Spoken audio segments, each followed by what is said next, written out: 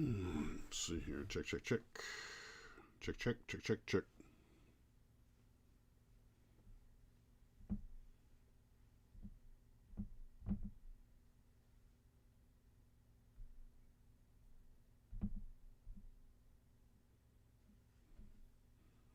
All right. Voices coming through on here. All right. Voices coming through on here. Attention on deck, captains on the bridge.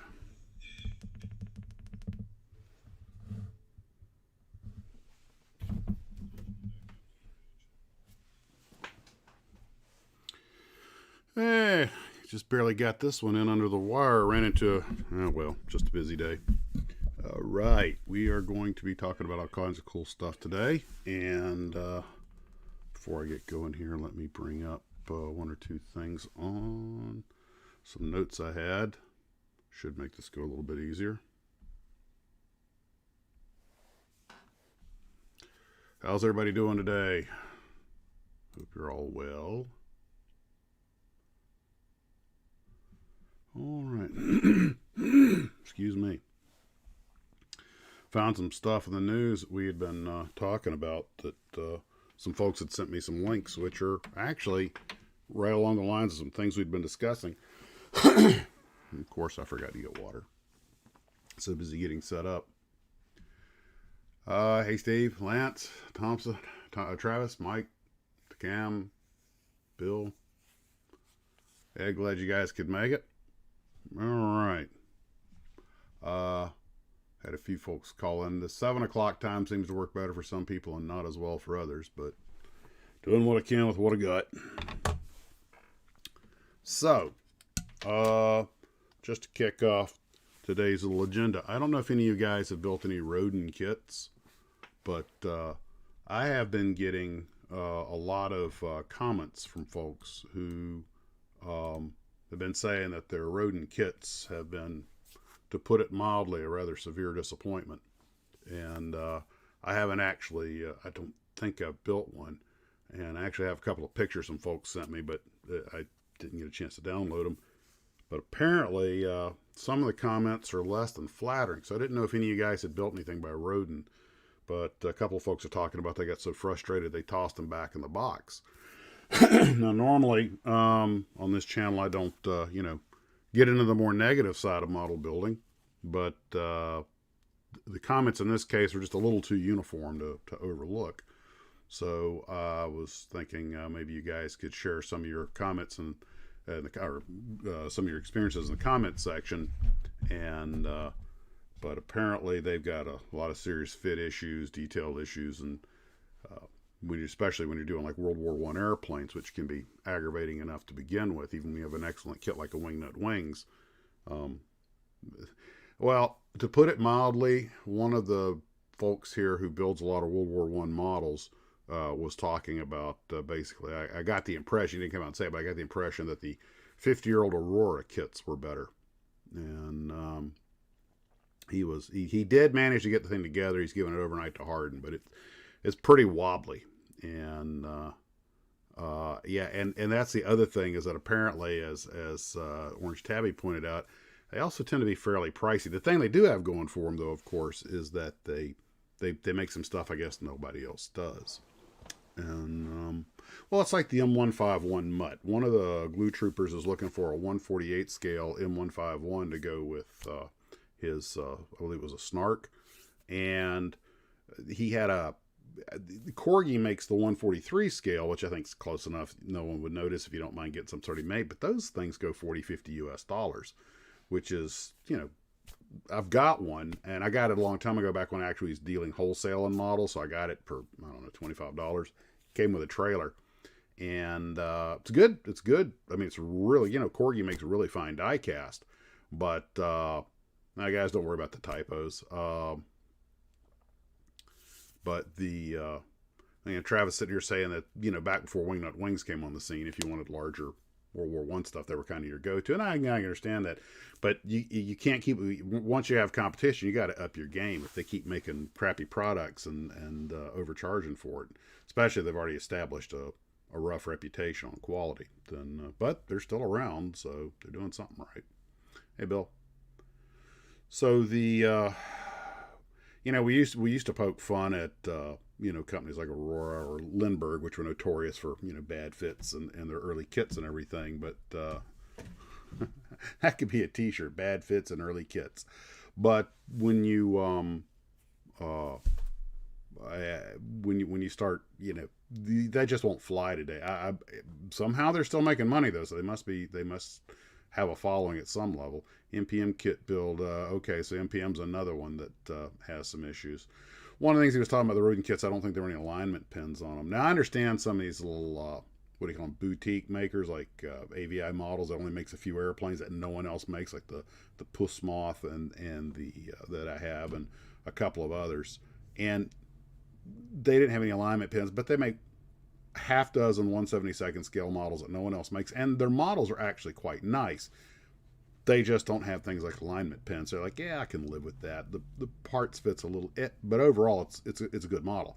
I saw one guy, I don't know how he did it, but he hyper detailed one all the way with the external elevator wires and everything. I was like, my God, my eyes can't see that. What's he using for cable? Human hair?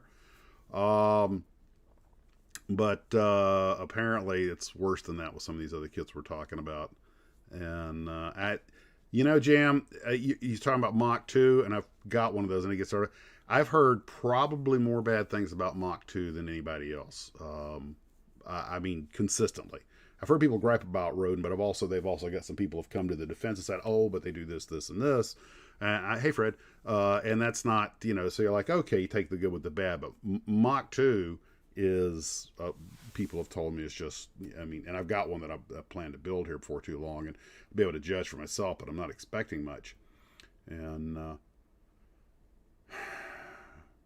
when it's beyond your skills, that probably means it's just a lousy kit, because anybody should be able to build any kit, even if it's not perfect.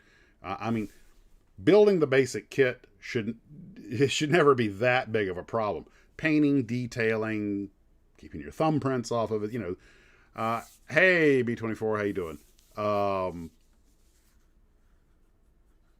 So you see, as Lance pointed out, they're both ends. They've got some that are good and some that aren't. So it's a hit and miss. Whereas Mach 2, I've heard nothing but consistently bad stuff. And speaking of Mach 2, I said we talk about X-planes, and we're going to. And I was going to tell you guys about inertial roll coupling and a few other things that were a little too involved. And I'm going to leave this picture up while I reach here and grab a couple of training aids that are right here. We'll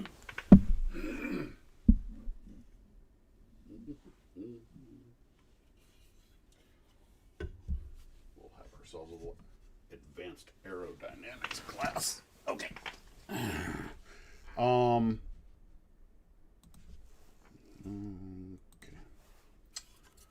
I have this model Bell X2 and this model X3 Stiletto. And I'm just going to set those down here for right now. Try not to knock anything over.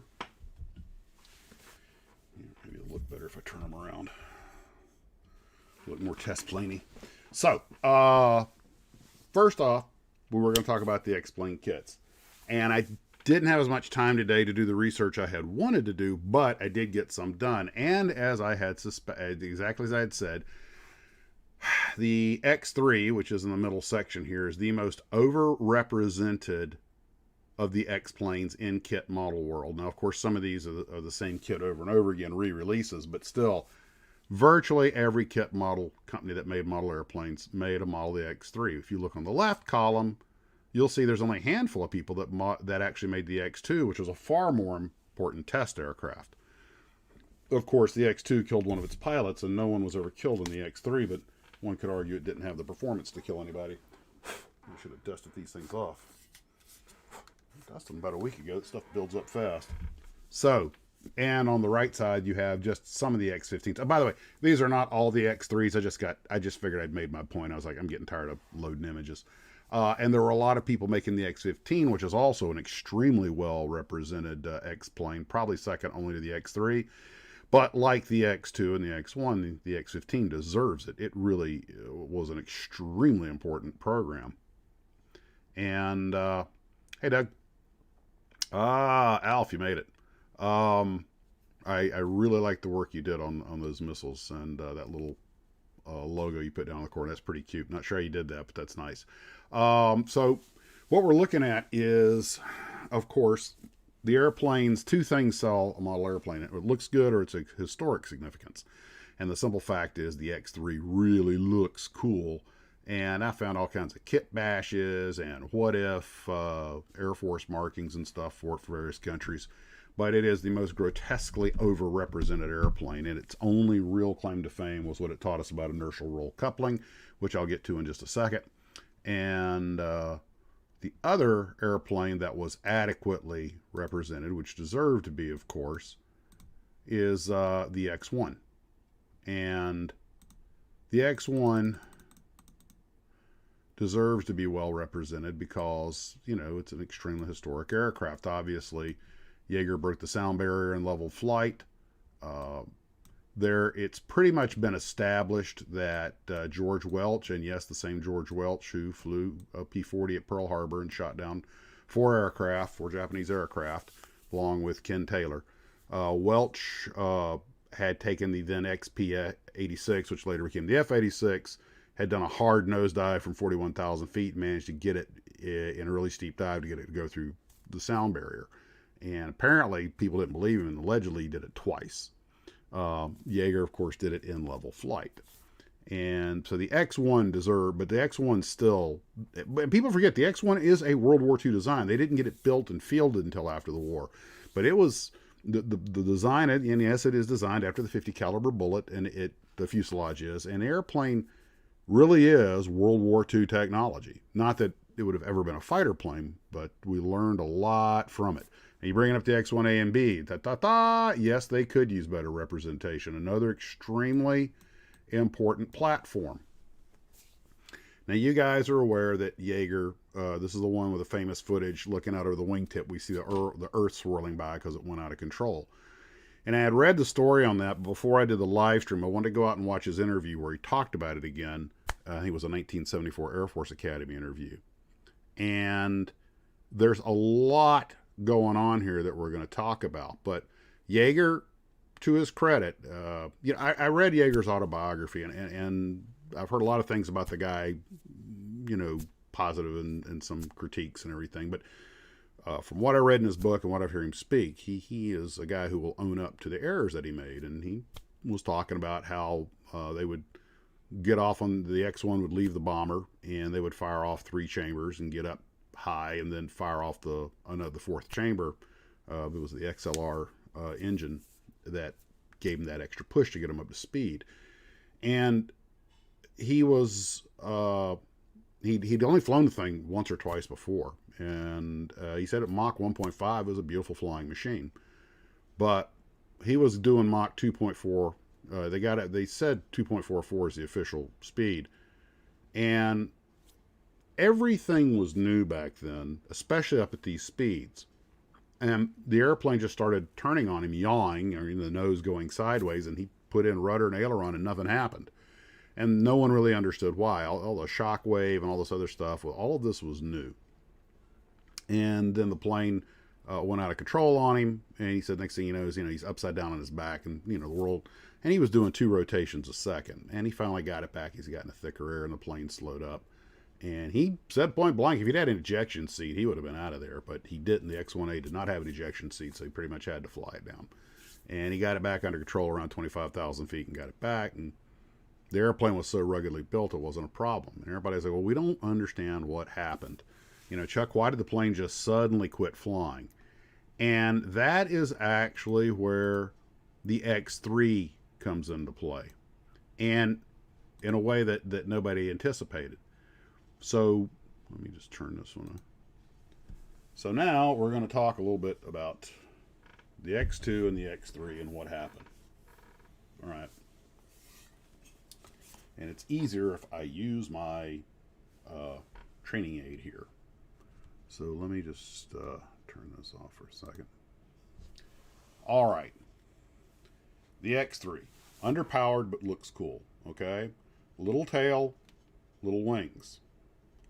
And inertial roll coupling was not a problem in the old straight-winged aircraft because you had a lot of wing out there and you weren't really going that fast. But when they started putting, like the F-104, the F-100, these airplanes that had really swept wings, they started putting short wings on airplanes and giving them long fuselages. Now, this is all very relevant. As you start moving up in speed and getting going really, really, really, really fast, the boundary layer moves over the airplane, the tail surfaces and the ailerons start becoming less effective. And they're just now learning about how the shock wave moves back across the wing and everything.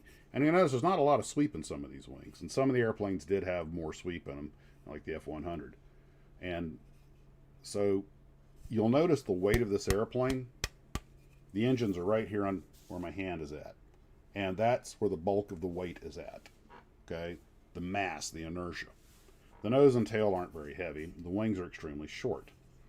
Now, when you're dealing with an airplane like a P-51 Mustang, which is a straight-wing, propeller-driven aircraft, most of the mass is up in the nose where you have the engine and right between the wings, okay?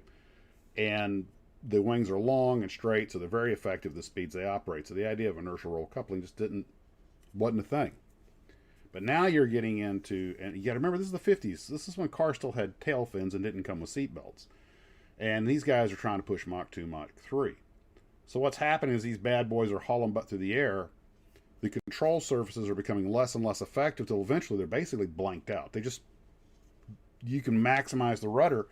That shock wave has expanded beyond the rudder, so you can run the rudder like a flipper. Nothing's going to happen. It's not going into smooth air. Also, what can happen is the wings, the ailerons become less effective because they're so far inboard. And if you have longer wings, they might be a little more effective.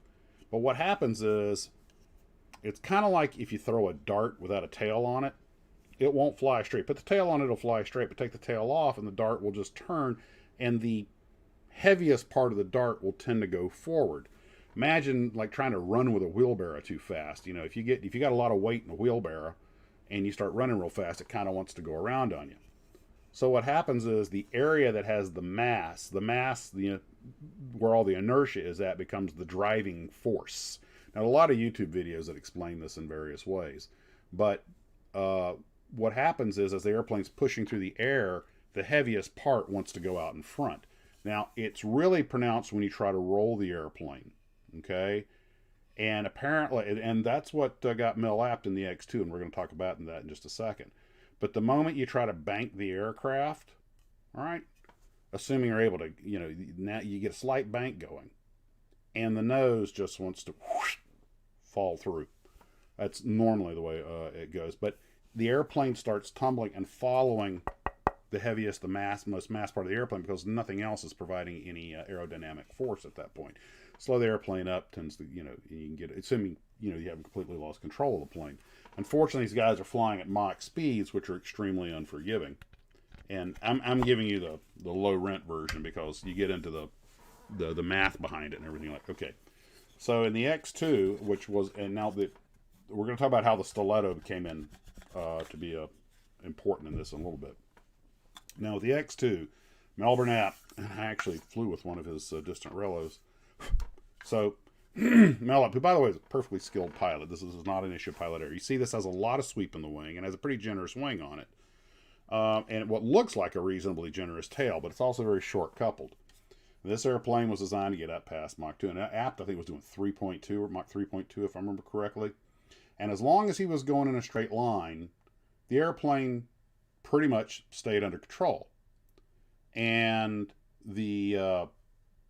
but he's actually, if I'm not mistaken, he was done with his speed run.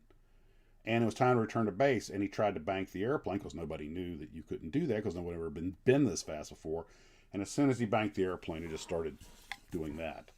And again, the weight of the airplane, the heavy part was, and of course, once one wing grabs more wind than the other, you get that drag factor. Of course, the nose drops down, and now the wind is, there's aerodynamics as we know them are no longer in play. Now, Apt was actually trying to get out of the thing, but they said he was probably rendered unconscious because we're not talking about gentle rolls. We're talking about the spin you would put on a football. In fact, a football isn't a bad analogy. You spin a football to keep it stable, which I would later learn with rockets. And funny, we're going to be actually talking about that when we talk about the Little John missile later on this evening. If there was a way that they could have spun the engine, and ironically in a jet you might have had the spinning motion of the engine, it can actually add a little gyro stability. Rockets powered aircraft didn't have that, so they were actually a hint more susceptible. But the reason the X3 is so important, and no one could figure out what's going on. They're like, we don't get it. Why are these planes, just as soon as they get up these high speeds, they're going out of control? And we've got really skilled pilots flying them. They're really well made. They're not coming apart. We know pieces aren't falling off. Well, one day the X3 is out there doing its X3 business and giving another disappointing run because it never had the engines it was supposed to have, so it was always underpowered. All right. So what happens is the pilot, and it actually benefits us that it had too small a tail and too small a wings. Okay, this actually came out to our benefit. The pilot does his running. Okay, I'm going to come back. He banks the airplane as soon as because it's a relatively slow airplane, he gets it back. Now remember, a long fuselage and short wings really make you susceptible to inertial roll coupling, where the weight takes it, because there's not a lot of wing for the weight of the airplane to overpower. And the little tail, the fighter pilots say you can't have too much tail. You look at all the modern jets, they got enormous tails on F-15, F-22. I mean, their tail area is about as big as the wing area when you combine it all. So anyway, the pilot gets it back, lands. But this airplane not only came back in one piece with a pilot that could talk about what happened, but it was packed full of sensors. So they had a lot of data to work with, and they started to kind of figure out what was going on. I go, oh, so if you go really fast, and you start losing the effectiveness of the tail, and then you bank the airplane, the nose drops, and it's just following the mass of the airplane. And then they were able to start figuring out how to deal with it, which was in no small part bigger tail areas. And if you look at the F-102, and the F-102, by the way, the early ones were prone to inertial roll coupling. And if you look at the later 102s and the 106, they have a much bigger tail on them. MiG-23 has a piece of tail that folds down to give them more surface area, more tail area. So that is why the X3 was an important airplane, even though a lot of people go, well, it never did anything, it never lived up to its potential. No, but it still made an important discovery. And that one thing by itself probably saved some lives and made it worthwhile, because that affected all of the following aircraft designs. So as much as we rag on the X3 for not being much of an airplane, and it wasn't, it still deserves some credit, even though that wasn't what it was designed to do. Accidental discoveries are just as important as any other. And the X2 was a particularly dangerous airplane to fly because of what they didn't know. It showed them a problem existed. The X3 accidentally stumbled onto that problem where they could start working on it. And later on, they started having a lot less accidents. The X1, by comparison, has so many accolades behind it, and it deserves also. The X1A doesn't get quite as much love, but it should, because it made a lot of discoveries also. Once they figured all that mess out, though, and of course the X1s all had straight wings, which is really limited what they could do. There was no way the X1 was going to get up to high speed like the X2 did with straight wings like that. And Yeager even admitted that what had happened was he had picked the X1A on its flight when he went out of control. He was supposed to climb at a 45-degree angle, and he got busy dealing with all the pressures and the tanks and everything, adjusting. Those are all manually adjusted, apparently. And he got the thing up to about a 65-degree angle of bank up in the super thin area. He wound up going almost 80,000 feet. And when he pushed the airplane over, he had to be real careful, because if you pushed it over too hard and got a negative G, then the fluid that was in those rocket fuel tanks would start cavitating, because you get air bubble, because stuff start floating around in the tank. And when the thing really, he went up higher, and with a rocket you just keep going faster, so it just kept building speed. He went way faster than he expected. And so it was they're called X-planes for a reason. They're research aircraft, and a lot of brave guys, and some who didn't make it, learned as they went. And even airplanes like the X5 and the X4 that people have all but forgotten. I think Revell's the only one to ever make a kit of the X5. I don't know if anybody made a kit of the X4 Bantam. There were important stepping stones. They tend to get forgotten because no one ever made a movie about them. And most people, of course, one reason the X1 and the X1A have so many kits made is I'm sure that's are still in production. And I'm sure it has no small deal to do with movies like The Right Stuff getting made. And once it's in the public eye, everybody wants a model of one. So that tells me we need to make more movies about the X-planes. The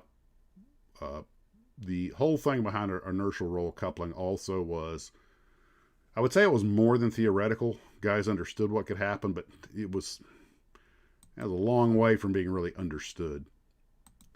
And so, while we're on that, let's see. What else did I have here for you? All right. Reading a few T-stops. Special Hobby did an X4. Okay. There are a lot of the resin makers that have made stuff like this, and people like Anagrand and others that, and I think Fantastic Plastic have pretty much made everything with wings and some stuff that was never beyond a paper airplane. Hi, Nigel. So it's nice that they're out there for the hardcore, but as far as major kits go, now I learned a lot about this stuff strictly from, reading the stuff that came in the model boxes I bought. I bought X15s, and that's how I kind of learned about what, I mean, I knew what the X15 was, but that's how I learned that it was, that's how I learned what the X15 was actually up there doing. I always thought it was supposed to be a space plane, which it kind of was. But the X15, it was the late Scott Crossfield. I got a chance to listen to him speak about it. And he was talking about that was the program that they really should have kept funding, because the X15 had the potential to grow, which the X1 had done everything that was expected of it, and one could argue even more. The X2 did what it was supposed to do. All these X-planes accomplished their goals, except for the X3, and what, like I said, what we learned from it was still made it worthwhile. But the X-15 was one that really had room for growth. They could have built on that program and arguably developed a facile way into space easier than using heavy boosters. But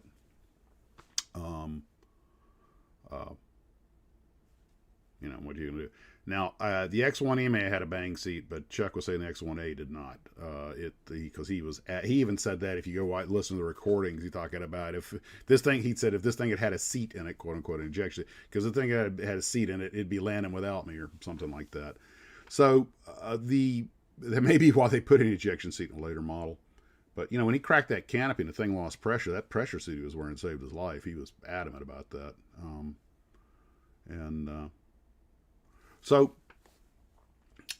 speaking of that, and you can go out on YouTube and see what I'm about to talk about, but we're going to kind of shift over to X-planes and X-rockets and things like that. Now, we've been talking a lot about Cold War missiles. Let's get...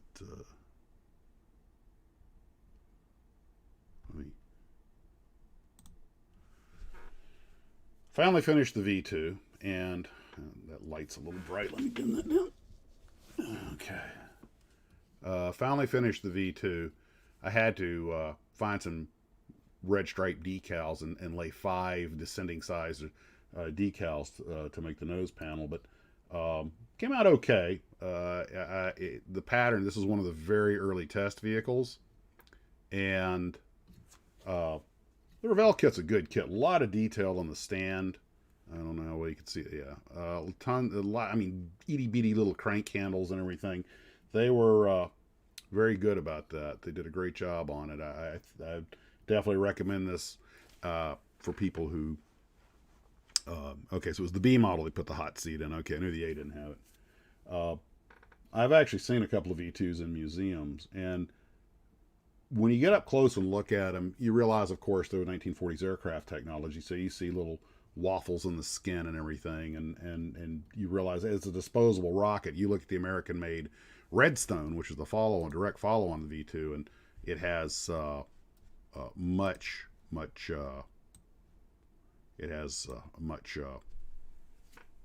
better build quality to it, and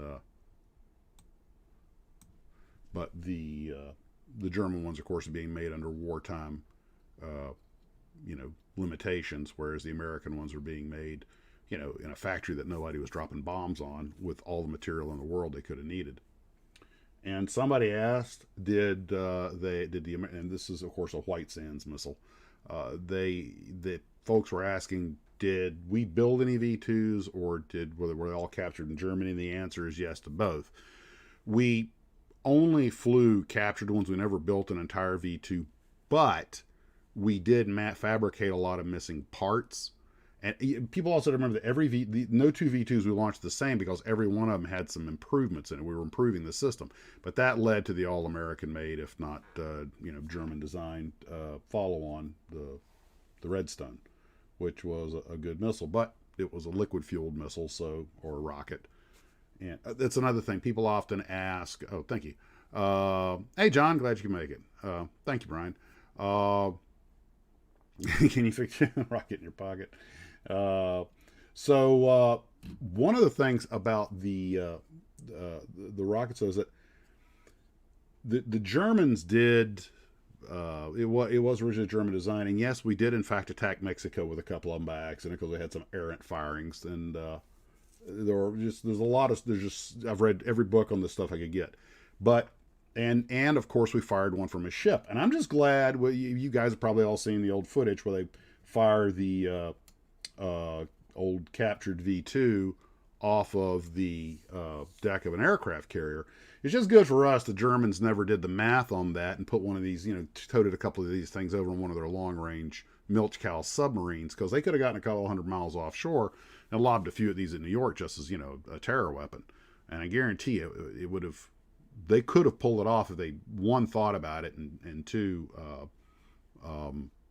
been willing to make the sacrifice. Wouldn't have won them the war or anything, but it could have caused some casualties. But luckily, I didn't think about it. Now, personally, I consider these the first Cold War missile, because even though they were a legitimate World War II weapon system, that's one reason I want to paint it in the American test colors, is that once we got our hands on them, things were already icing over with the Russians.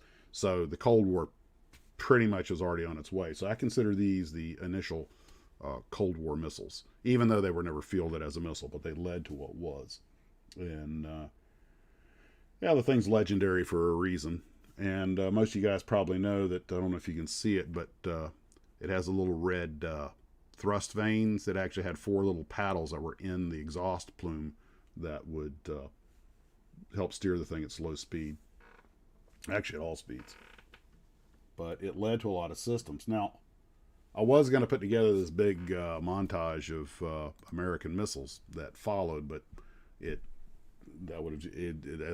was turned into a history lesson. But there are kits of a lot of the American missilery that was out there, and I thought that, when I was a kid, I did buy a couple of them. I built a few of them. It wasn't really my interest, but as I got about 30 years ago, I started getting more into rockets, and I started to read about the history of it and thinking, this really is cool.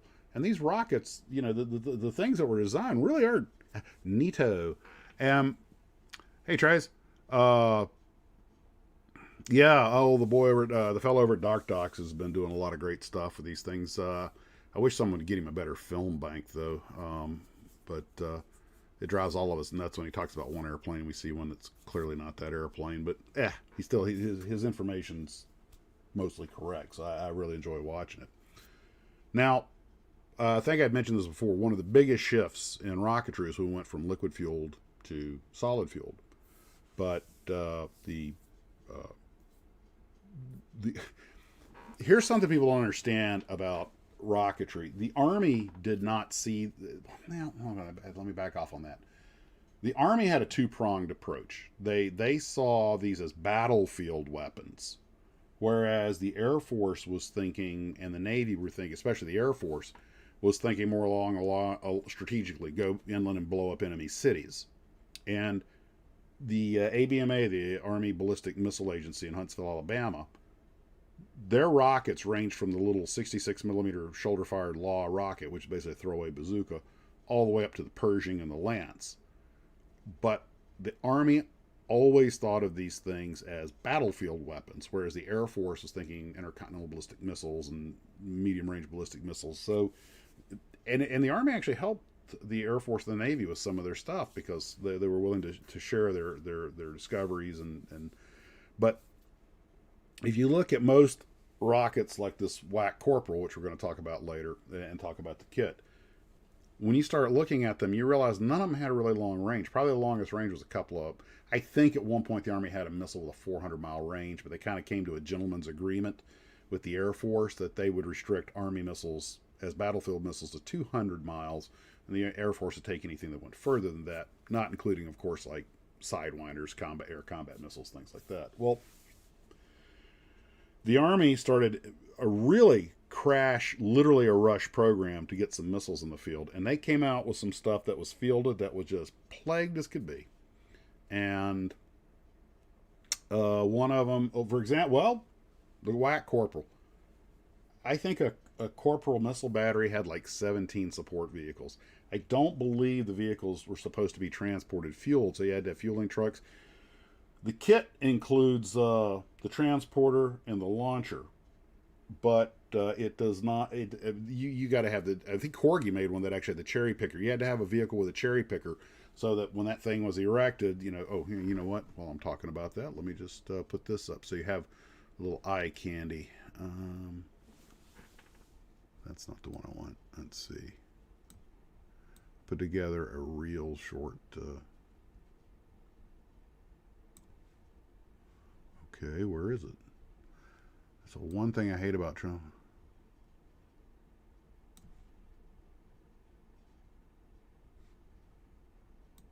Oh, by the way, here's a better look. You can see the V2 now. Of course, that's the actual radar thing that came with the Whack Corporal. But I figured that way you can see the missile a little better.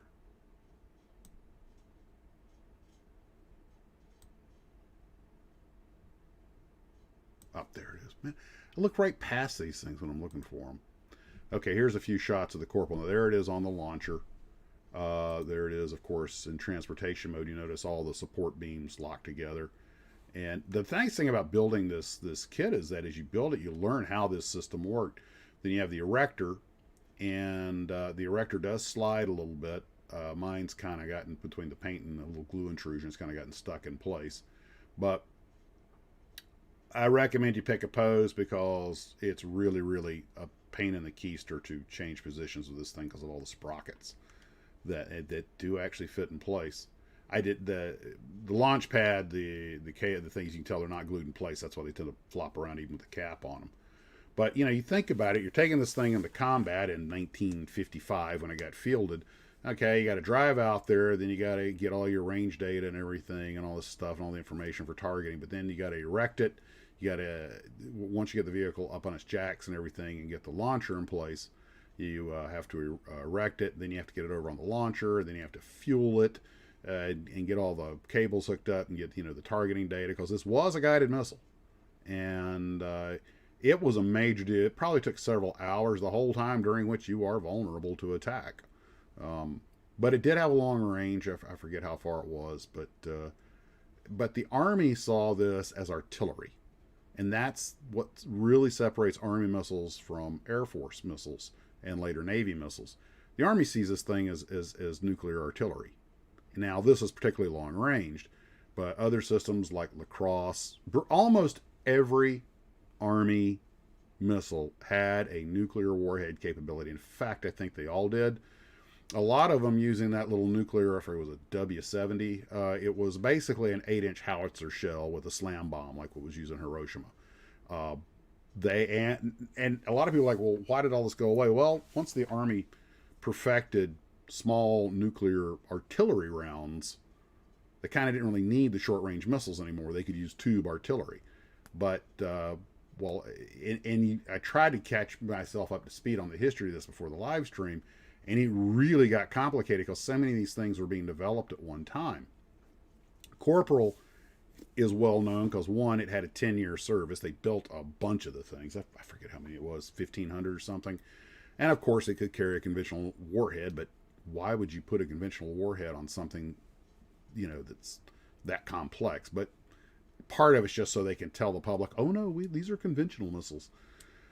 But there was also the Little John, and you can go out and look at it with Little John. They talked about how the fins on Little John were too small to stabilize it, so the entire body of the rocket spun on a launcher before it fired. So they use a centrifugal force, just like a football, like I was talking earlier. They use the rotating force of the body of the rocket, not to stabilize it. In addition to the fins, it only had about, I think, a 10-mile range on it, but hey, it was a rocket and it could be set up in 30-40 minutes, and technically with a good crew. A Little John, which by the way could be towed by a Jeep or flown in by a helicopter on a trailer, you could set that thing up 10 or 15 minutes and fire it. And a lot of these, not the Corporal. The Corporal actually had a computer and a radar like Lacrosse did. But the little ones like the Little John, they use basically a standard artillery sight to level the bubbles and everything. And so they were nuclear artillery. And a lot of folks remember that cannon, Atomic Annie, that I actually have a kit of that was sent to me. And I'm sure some of you guys have built the Atomic Annie kit by Renwall and later Revell. But people are like, well, why didn't they continue with atomic artillery? That was a test vehicle. A vehicle that big could not be hidden. It just wasn't practical. The enemy would have found it and it would have been a priority target. It took a huge amount of equipment to support that thing. Whereas something like even Corporal, and certainly later on, the Little Johns, the Honest Johns, man, there were so many of those things running around, some of them being towed by Jeeps with only 2 vehicles for support. Literally, you could fly a Little John in a helicopter with no vehicle, a Mojave helicopter could drop any decent medium to heavy lift helicopter could drop the missile, another chopper could bring the crew in, and you're in business. Now, they carried small warheads, as we'll see when we get around to the video and I put the Godzilla meter on there. But again, Army rockets were just artillery, although admittedly nuclear artillery. I did manage to get up with a family friend of ours who had served in one of these units. He was in a Lance unit, and one of his jobs was to arm the warheads. And he was telling me that these free flight short range missiles, I forget, it was a 1 megaton or 1 kiloton warhead or something. You scatter enough of those around, although they were fairly permanent mounts, but you scatter those around. And the whole idea behind these systems, obviously, no one really intended to use the things. They were there to keep, who on their side of the border. They did. So, Europe was never invaded. So I would say these things did their job. Personally, I find this, now to talk about the kit, I find this kit from Revell a really good kit. There is some flash on it. It's got to be removed, but everything fit well. There were 1 or 2 places I had to put some putty, nothing excruciating. The figures often have holes in their backs. I have not gotten around to puttying up yet because I forgot. I wound up gluing some things that I shouldn't have glued. You can tell I've got the arms that articulate on the launch pad and the bases. I probably shouldn't have glued a few of those things in place, but sometimes they start falling off when you don't. You can see a couple of pieces have kind of separated a little bit on the legs of the launch pad. There were some fit issues. I would recommend, if you want to be able to pose it, if you're not going to glue it in place, that you probably want to drill out you take a pen vise and drill out some of the where the legs to the launch pad swing, and stick like a track pin or something in there. It'll work a lot better, because the little plastic nubs and little plastic holes they have where you snap them onto, a lot of them keep falling off. I keep picking pieces up. So, but yeah, that's what you expect.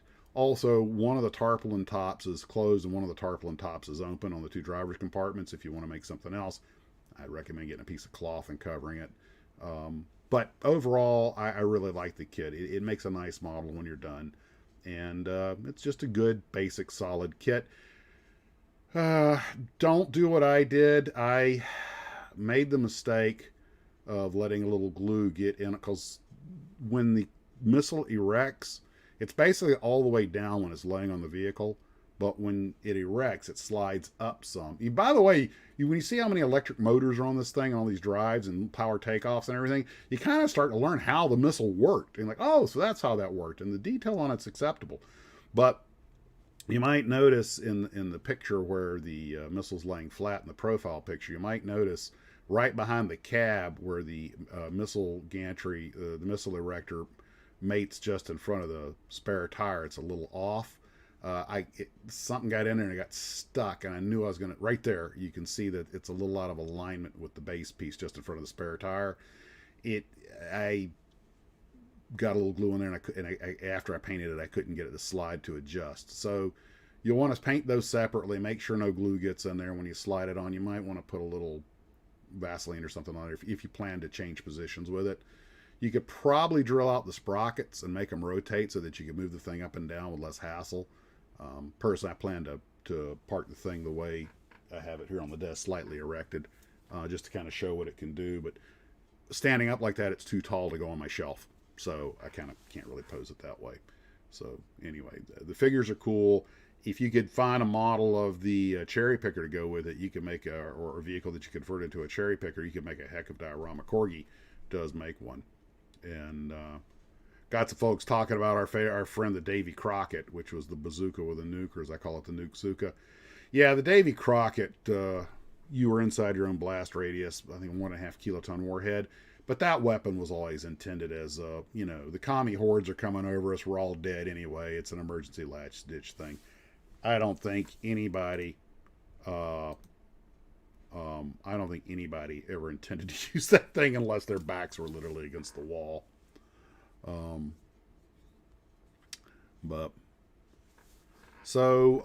I got started. Okay, I think you guys have seen enough of that. Did I put the? Yeah, I did. I got started on the missile farm last night, and of course, most of these missiles, except for one of the big Russian ones, which has 6 pieces, they're all 2 pieces, so that's no problem. I'm gonna file them down. I doubt I'll get done with them before the end of the month, but because I got to go to work in a couple days. But I can give it a shot. But this is really cool because you get to see the evolution of the programs and everything. Most of these things fortunately wound up just tossing up satellites. Hallelujah. But I look forward to, of course, I got a lot of seams to trim up and everything, but these are not super high fidelity kits, and they're not really expected to be, but they can make a nice presentation when you're done. And that's what I intend to do with them. But they're not a lot to talk about that because I haven't really gotten into it yet, but I just thought I'd show you that. Now, let's see. V2 really is a good kit. Let's see. Now, on to other things. You guys may recall, I'm sure a lot of you guys know who Gene Winfield is. The car maker, kind of a George Barris type, or a Dean Jeffries type. He made the Piranha for the Man for Uncle's series. He made the Star Trek Space Shuttle, which he was actually the one that went back to Roddenberry and said, look, I can't make this shuttle the way you want, and kind of came up with this design. But his cars were used on a lot of television shows. He did the spinners for Blade Runner, the bubble cars for that weird Woody Allen movie in '73. If you guys remember the episode Bread and Circuses in Star Trek, he did his car. His car was called the Jupiter 8. But the point is that he's a pretty well-renowned car guy, right? Well, I got sent an article that apparently, we've been talking about the Piranha and the Man from U.N.C.L.E. cars recently, and some interesting imagery came up, and the Man from U.N.C.L.E. car, upper left here. In fact, let me zoom in on that a little bit.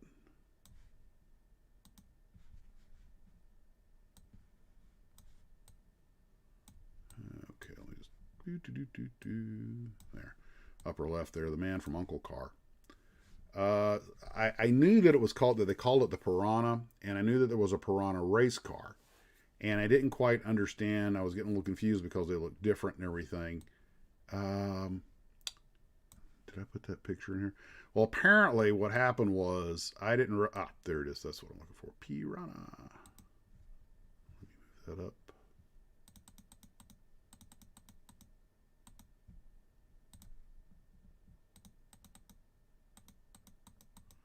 Come on up, see Daisy. Did I turn it off? Nope, one more. There it is. Okay. The story on the Piranha. This is for all you car guys who are going to love this. So, Marvin Chemicals develops a plastic called Cycolac, and I hope I'm saying that right. It's one of these, what is it, ABS plastics, and which I believe is the same thing the little banana splits ATVs were made of. And now I got tra-la-la-la going through my head. Sorry, everybody, for putting that in your brain. Anyway, they had all kinds of great uses for Cycolac. And they partnered up with Dan Weaver to fabricate this car. And the whole car is going to be made out of this stuff. And they made 4 of them with the Corvair flat 6 engines. And of course, they go to apparently Gene Winfield when they need the race car bodies made, and or the styled or whatever. Anyway, there's an article, and after this is done, I'll link it down. By the way, Gene Winfield's 94, and he's still with us. He's selling. Apparently, he's one of his Piranhas. He's rebuilding. It's going up for sale. Well, AMT got the rights to the car somewhere in the mid-'60s when the Man from Uncle was on. Winfield makes the Man from Uncle car based on a Piranha. Now, if you look at the picture at the upper left, you see the... let me see if I can zoom in on that a little bit. Okay, you can see the 2 Piranhas here in the black and white photo. Now, the closer one is the Man from Uncle car with the bubble top on it. And the other one apparently is the race version with the open top, like you see in the artwork on the lower right, right? And these are apparently just demonstrators to show what these, what you could do with this plastic. Well, the Man from Uncle car turns out to be immensely unpopular with the actors. There's no headroom in it. It's hard to get in and out of. Even Stephanie Powers, when she was in there, they gave her a series using it as the girl from Uncle, and she was told there's no way she could get in there with a skirt and remain ladylike. So the car had very limited exposure on the show, but they did make the deal with AMT, and apparently it was AMT that gave it the name Piranha, depending on who you want to ask, or Winfield might have come up with the name to suit AMT's marketing needs. But whatever the case, the car owes its existence to this Marbon Chemicals wanting to make a car out of this plastic. And let's see, actually I have the article right here. And by the way, it was called the CRV long before the popular CRV car that we know today had its name. And I actually brought the article up so I could get, because I didn't have time to make footnotes. Okay, it was Gene Winfield and the Marbon Centaur CRV. Let's see. And he did the vehicles in RoboCop. He did a lot of movie vehicles. They renamed it Piranha for the model car company AMT, and that's how the car really got. Apparently, it was AMT that really popularized the car. And he did look at trying to make a limited run of these cars for actual sale, but unfortunately the safety standards that were coming in at the time, that car was nowhere near meeting any of them. But they had their Cycolac, and they were just trying to find it as a way to promote their new material, and apparently I guess it worked. And according to Nick Whitlow, after he partnered with Dan Deaver, who was the designer and co-founder of Centaur Engineering, another division of Borg Warner. Boy, there's so many hands in the pie here. Deaver had built some race cars at this point, so they said, hey, fabricate an entire car out of Cycolac, and there you go. And the CRV stands for Cyclac Research Vehicle. But the alterations were made for the show, and these cars were, he said, only cost about $5,000 to build them up. So, you know, I mean, admittedly, that's about $50,000 a day, but still, you know, this is pretty cool stuff, I think. Well, apparently there were some unsold bodies. So it says that Federal Motor Safety Vehicle Standards said the same rules applied to the Piranha as any other car. And he said that's kind of the same rules that led John Fitch to scrap his production for the Fitch Phoenix, which is a car I'm not familiar with. But that would take effect in March 1967, about the time AMT was planning to sell the Piranha to the public. So there you go. The unsold bodies and parts went back to Centaur, which put CRV badges on the cars and sold a few to the public over time. According to Whitlow, there were about a dozen complete CRVs and Piranhas were built, with several more Cyclac and fiberglass bodies being sold as, oh my God, as kits to put on Volkswagen chassis. What was the name of that car where you get the little sports car body you dropped on a Volkswagen, a Brantley or something, I think? That total, Nelson counts 9 still in existence, including the one that Gene Winfield is selling right now. He's in the process of restoring it. But I just thought that was pretty cool. Some extra history on the model of the car. And as far as the television show is concerned, I found another article here that was talking about the actor's beef with the car and kind of stuff I've already covered. But oh, wait a minute. He said it was $5,000. It must have been just to produce a body, because it says the actual construction cost of the car is between $30,000 and $40,000. But AMT Winfield proposed a limited production run car. AMT was promoting the Piranha. NBC, the television station, liked the idea. Plus, they loved the fact that the car could be provided at no cost because AMT was paying for its construction in exchange for the rights to produce it, which is the same thing they did with the shuttlecraft and all the Star Trek stuff. We'll pay for these props if you will just let us have the rights to make the models. But this says the actual construction cost of the car is between $30,000 and $40,000. But AMT considered it a bargain since the Man from U.N.C.L.'s show was very popular at the time. And for all you car guys out there, the frame of the Piranha was made out of fiberglass with a steel cage housing. And front and rear suspension, 88-inch wheelbase, 156 inches long, and only 41.5 inches tall. I'm not getting in one. This thing's about the size of a Miata. And of course, the rear-mounted Corvair engine. And they added a lot of mock features like the flamethrowers and everything. But nobody liked the car. Its film appearances include Star Trek, The Cat, The Hero, custom called The Reactor on Bewitched, which is, I think I thought I had a Bewitched photo in there. Oh well. I found some pictures of the car that I thought I'd put in there, but her and Darren are crawling all over it. And it was in Woody Allen's Sleeper. Oh, that, you know what? It's the other picture. That's what it is. Yeah, there it is. That Sleeper is that's not the Piranha. These are just various Winfield cars that were in the movies and stuff. Oh, there it is. That's bottom right is York and Darren and Samantha. Dick York and Elizabeth Montgomery. And of course, you got Eartha Kitt in the bottom center there as Catwoman at the wheel of the thing. And it's supposed to be her. This thing, and there's Kirk, in the episode Bread and Circuses where they had the Roman Empire and they parked. So the car, Winfield's cars made a lot of appearances. I think the Jupiter, had several names, but this Jupiter 8 actually probably had more appearances than the Piranha did.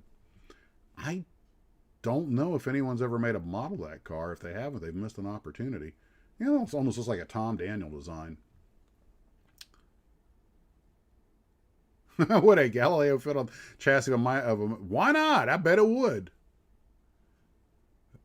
Yep, Eartha Kitt got to drive it. And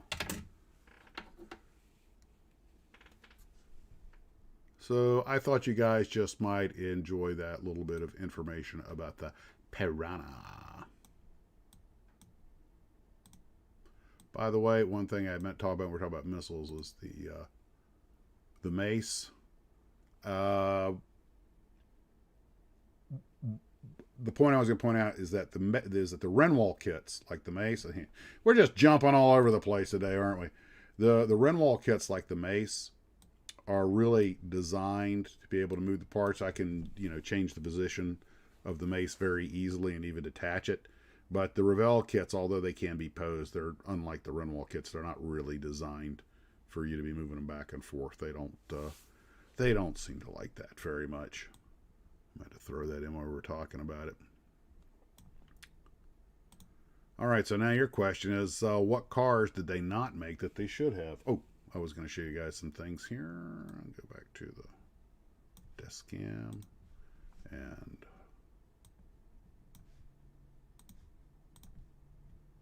okay.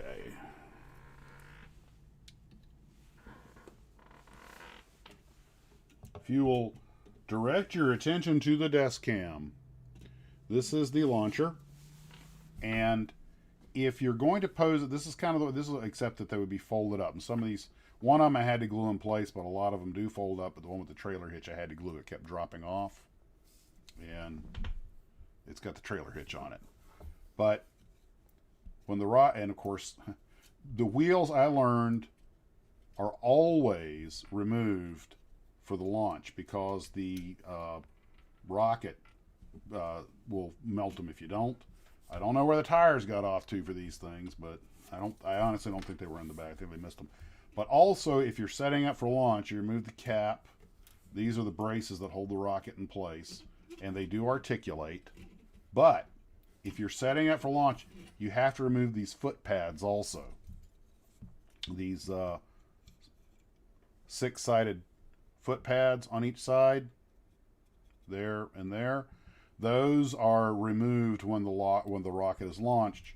Just like on the V2, this wooden part, I don't know if you can see that at all, but let me turn the light up a little bit.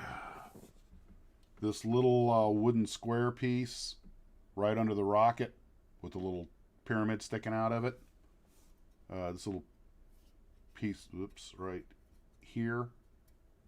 Okay, that is just a little spacer platform or a stand for the workers to get on, but that comes off before it launches also.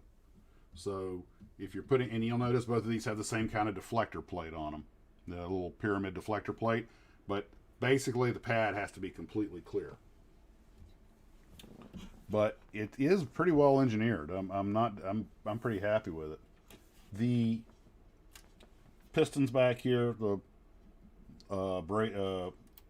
parking braces also moved. I had to put a little glue on one because they're falling out. This is the way I'm going to pose it. It's getting a little loose there. But this is the way I'm going to pose it on the shelf, because I can't really go any taller with it, but it lets you see more of the stuff. The latches do come off, and this all kind of only goes in one way, but you still got to read those numbers real carefully. But the latches do open. Now, if I take the missile out, I have to remove these two feeder hoses for fueling it. You see them sticking in the side just below the black mark, all right, the black band. But, I mean, you just pop them out and the whole missile comes out, but nothing there to see you haven't seen. And you only go in one way, because you do have the scallops there to get around these protrusions on the side of the missile or rocket. Well, technically it is a missile. Folks often ask, what's the difference between a missile and a rocket? And it's my understanding that it's a matter of use. A missile is something you throw at something. So if you throw a rock at somebody, you've thrown a missile.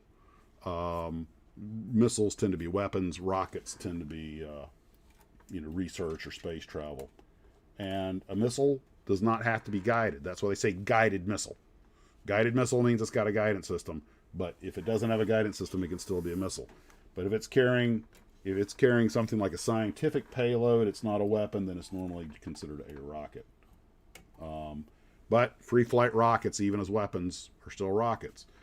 It's kind of, the terms were never really thought out. They just kind of wound up getting into common usage. So you have rockets under the wing of an airplane. People say, well, rockets are unguided and missiles are guided. Well, that's one definition, but neither one of them is really completely right. Trust me, white gloves. I had about 4 things fall off of this just while I was setting it up here. And this is getting a little wobbly. Oh, crap. Almost knocked a piece off right there. Yeah, every time I handle it. Oh. Okay, well. Look at that. Huh. You were saying? You can't. This does give you a chance to look at the cab, though. And it's... one thing I'll warn you is on this side where you're supposed to put the U.S. Army, there's a bunch of rivets and stuff. So it's going to take a lot of microsol or solvaset to get this U.S. Army to lay flat. And I put it on the way it said in the instructions on the vehicle. Obviously, they didn't really paint the olive drab ones like this with all these. These are really... I could have painted them rocket white, but I don't know. I just want to do olive drab. But then I put the test markings on it because that's how I roll. Yeah, not all rockets are missiles, not all missiles are rockets. Well, it happens. And another thing I learned about this thing, it's just kind of a neato gee whiz thing. The doors do open and they seem to work okay. Was that apparently... Oh, look at that. One of the doors just popped loose. Well, I'll just take it off here. No, I can feel that trying to break. Gently. Steady, lad, steady. I don't know if you guys can see this, but the driver has like a control, like, looks like a stick out of an airplane. It's not a steering wheel. Apparently you drive this thing with some kind of steering stick. And the guy on the other side has a console that apparently is for programming or erecting the missile or something, but it's not for driving the vehicle. So it's definitely a purpose-built device.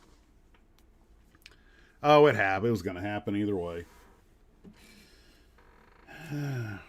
But I really am happy with both these kits, though. If you get the Revell V2 or this Corporal missile, I think you're going to be happy with it.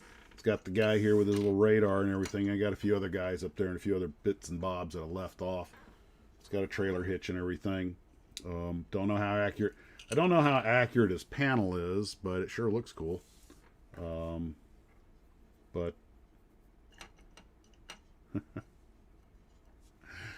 they're neat kits. I do need to patch up that, plug that hole in his back. Every single character I think has a hole in their back. I guess how they just old molds. Yeah, there's not a lot of cab interior in here either, but my guess is the real vehicle probably doesn't have much. And it'd really be kind of hard. Well, I suppose you could see it with the door open. But I'd have to see the real vehicle to know what pedals go in. And maybe it has that stick because it doesn't have a clutch or something. Hard to say. I don't really know.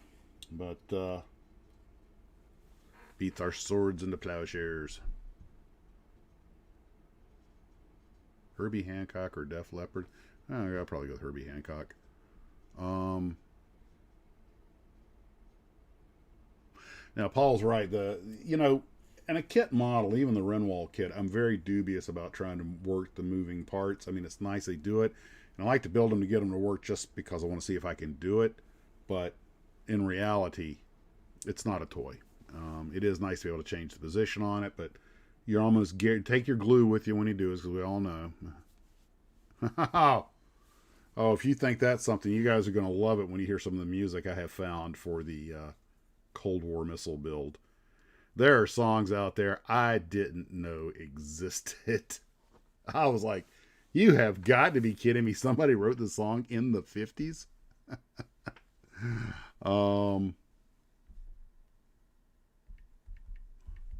It was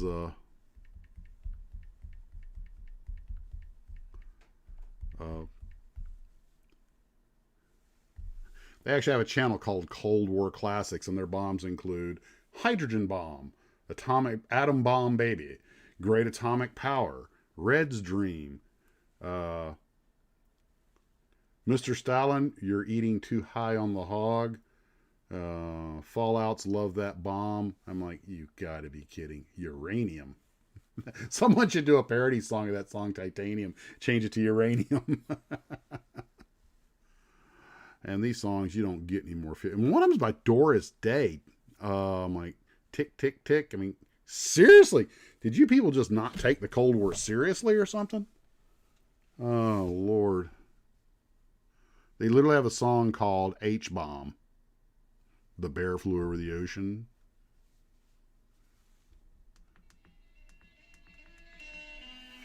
Yeah, well, that was the 50s. I guess they just looked at it as a way of coping mechanism. Now's the time. Let's records with it.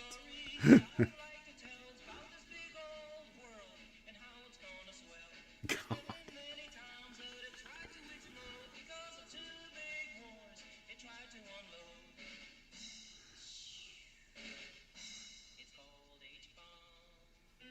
I mean, literally, we got a song called H-Bomb. Yeah, I'm going to use Christmas at Ground Zero. I don't know. The problem you run into, of course, is the copyright issue. I've had a couple of videos pulled down already because, oh, you're violating copyright. So I was like, yeah, okay. So you go find some karaoke version of End of Destruction or something. You realize it's nothing but a bass riff. But, yeah, it's, you know, it's the way it goes. Welcome to the world of the interweb.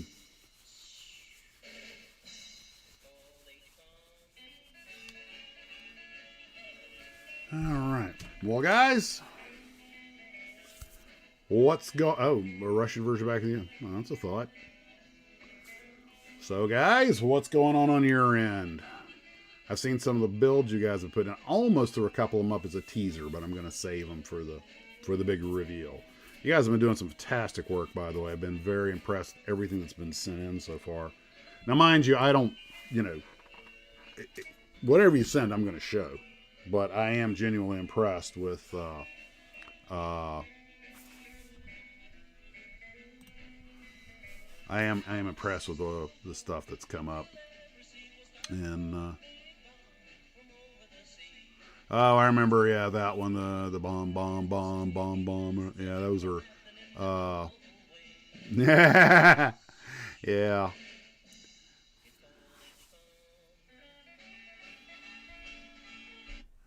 So, Stolchnia break? Oh, okay. And let's see here.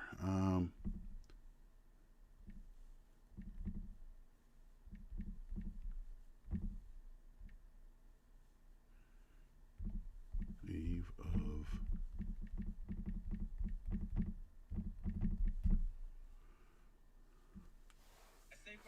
Ah, Christ, commercials on YouTube. Oh, well. See, if you try to use some of this music, the karaoke version, which they don't, you know, they don't ding you on the copyright, but you wind up with some pretty basic. I don't know if you guys can hear that or not, but yeah, I found some of the stuff on Periscope Films, but of course they put their big clock tag in the middle of it in case you download it. You know, they want to sell that stuff. And 118, yeah. Something just right. Somebody was talking about a 1/18 scale model that they had that was I forget it was a car. Oh crap! That triggered something. I can't remember what it was. No, the Chrysler Turbine car. Yeah, probably. I think AMT's best-selling kit or Johan's best-selling kit. And I actually watched a couple of the in-depth documentaries on how that thing worked. I didn't have enough respect for the engineering behind it. It was far more complicated than I realized. And you know, they had the Italians do the body styling for them. Pretty cool. I mean, it's just gee whiz factor. You know, they should have grabbed one of those and made the Batmobile out of it.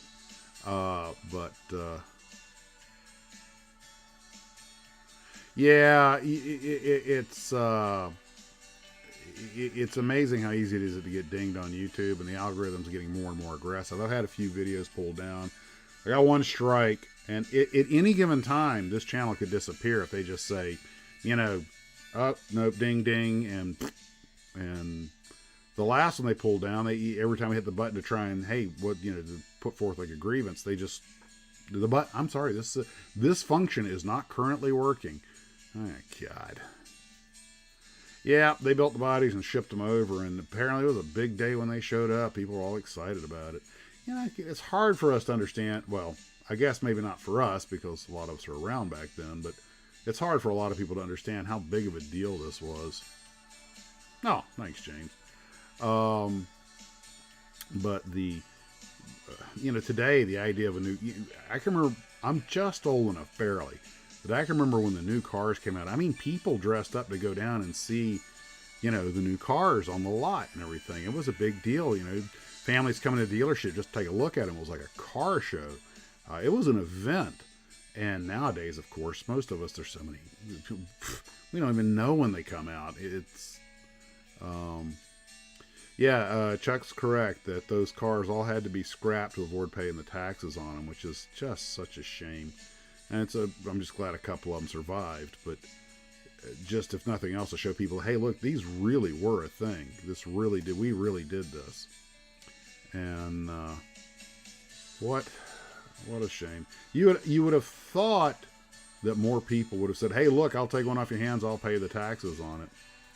But, times change. When we get into the airliner builds in a few months, I'm kind of interested to see what some of you guys are going to do. Personally, I'm a big fan of the hydrogen fuel cell vehicles. I think there's a lot of potential there, but there's a big infrastructure that's got to be set up. But it can be done. There's absolutely no reason it can't be done.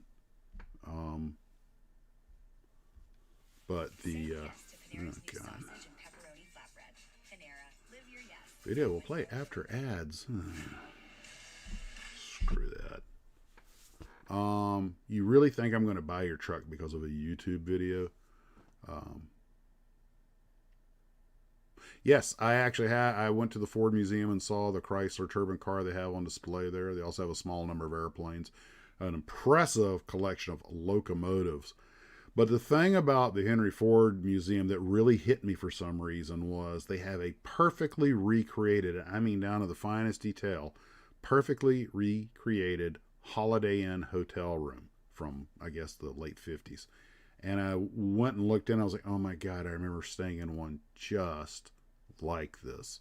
And of course, when you're a kid, staying in a motel is a big deal, Just our day of entertainment was going out playing with the ice maker, the ice machine. Oh, let me get buckets of ice, all we want. Woohoo! You want more ice, Mom? Let me run and get. And today, the kids and I know it sounds like your typical grumpy old man. Kids today, they're on their interweb. But I guess we really were amused by shiny little things. And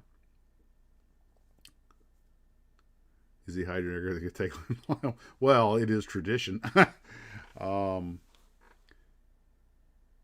The helium blimps are making, and Zeppelins have made a little bit of return. There's a lot of, with everybody worrying about energy and cost and everything, people are starting to look at the possibility of some sort of airship again because they're relatively low energy to move, even though they don't carry much. And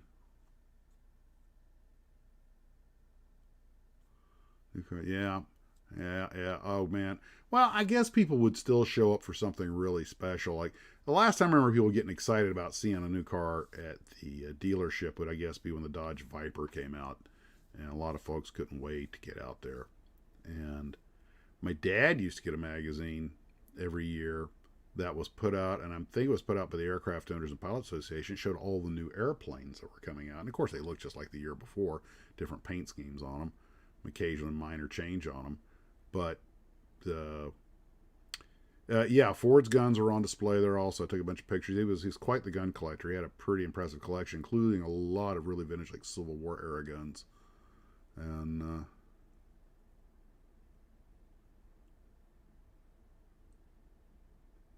I'll just read some of the comments real quick here. But speaking of cars, somebody was looking for help me. I may have already mentioned this.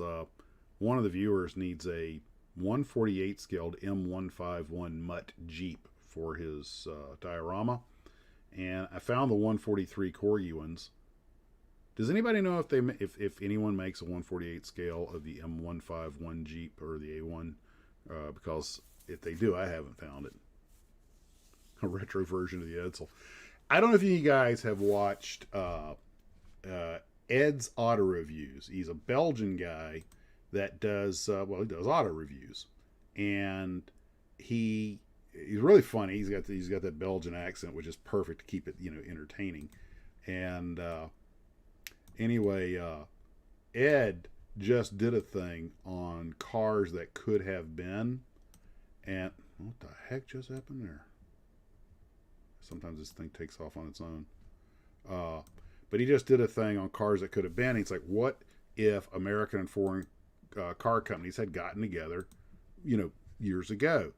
And there is a guy, oh gosh, let me look his name up real quick. Some of you are probably familiar with him, who has done some, for a long time, he's researched like what if cars. Let me see. Come on, where is it? But it ticks me off. I can't remember his name. But it was anyway. That's not it. Like what if Cadillac and Rolls-Royce had gotten together, and he made these cars about this is probably what they would have looked like and they are. Some of them are horrific to look at, and some of them are just beautiful. And I was thinking, see if I can find that video, because you guys, you got to check it out. Oh heck, it'd just be easier for me to go to YouTube and look his name up there. Let's see. Back. Okay, come on. Okay, very good. Come on, back. Meet. Okay, go to my thingy, and I can see myself on the YouTube. Okay. Oh, there I am in real time. Ooh. Let's see.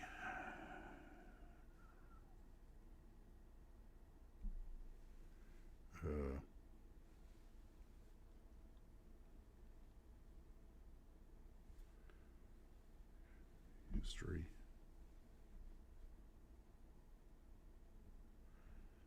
Clearly, I watched too many YouTube videos, because I just saw that thing a few minutes ago, and I go back to look at it, and all of a sudden, I'm like, how many videos have I freaking watched? Okay, come on, Ed. Oh, there it is. Okay. And of course, commercials. I just turned the volume down on that. And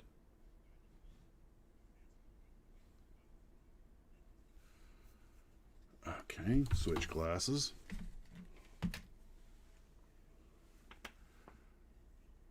Frank Peeler. It looks like Pieler. Anyway, he came out. Does your mind wander off every once in a while? Mine does. In America, what if next up? What if Cadillac's rival Lincoln had the exclusive rights to produce an American Rolls-Royce? He comes up with ideas like this. That would be an American Rolls-Royce. Now, I think you just got to go watch the video. It's Ed's Auto Reviews.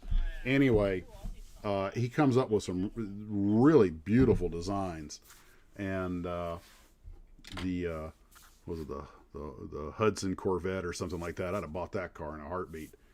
And it makes me wonder, guys, if you were gonna, what foreign company do you think should have made it up with an American company a long time ago? Because Packard disappeared shortly after the war, and them and Studebaker and Nash and all those. I'm sure most of you guys know that these they had the independent car companies that were just one badge, and that was it.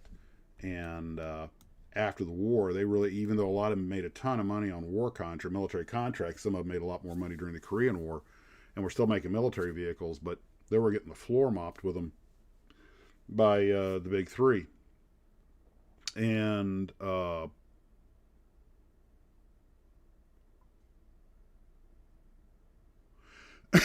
yeah, I was talking about that, Steve, about the Silac. And now, one thing, and let me throw that picture back up. I want to show you something real quick, since he brought up the Piranha again. I do want to show you one thing.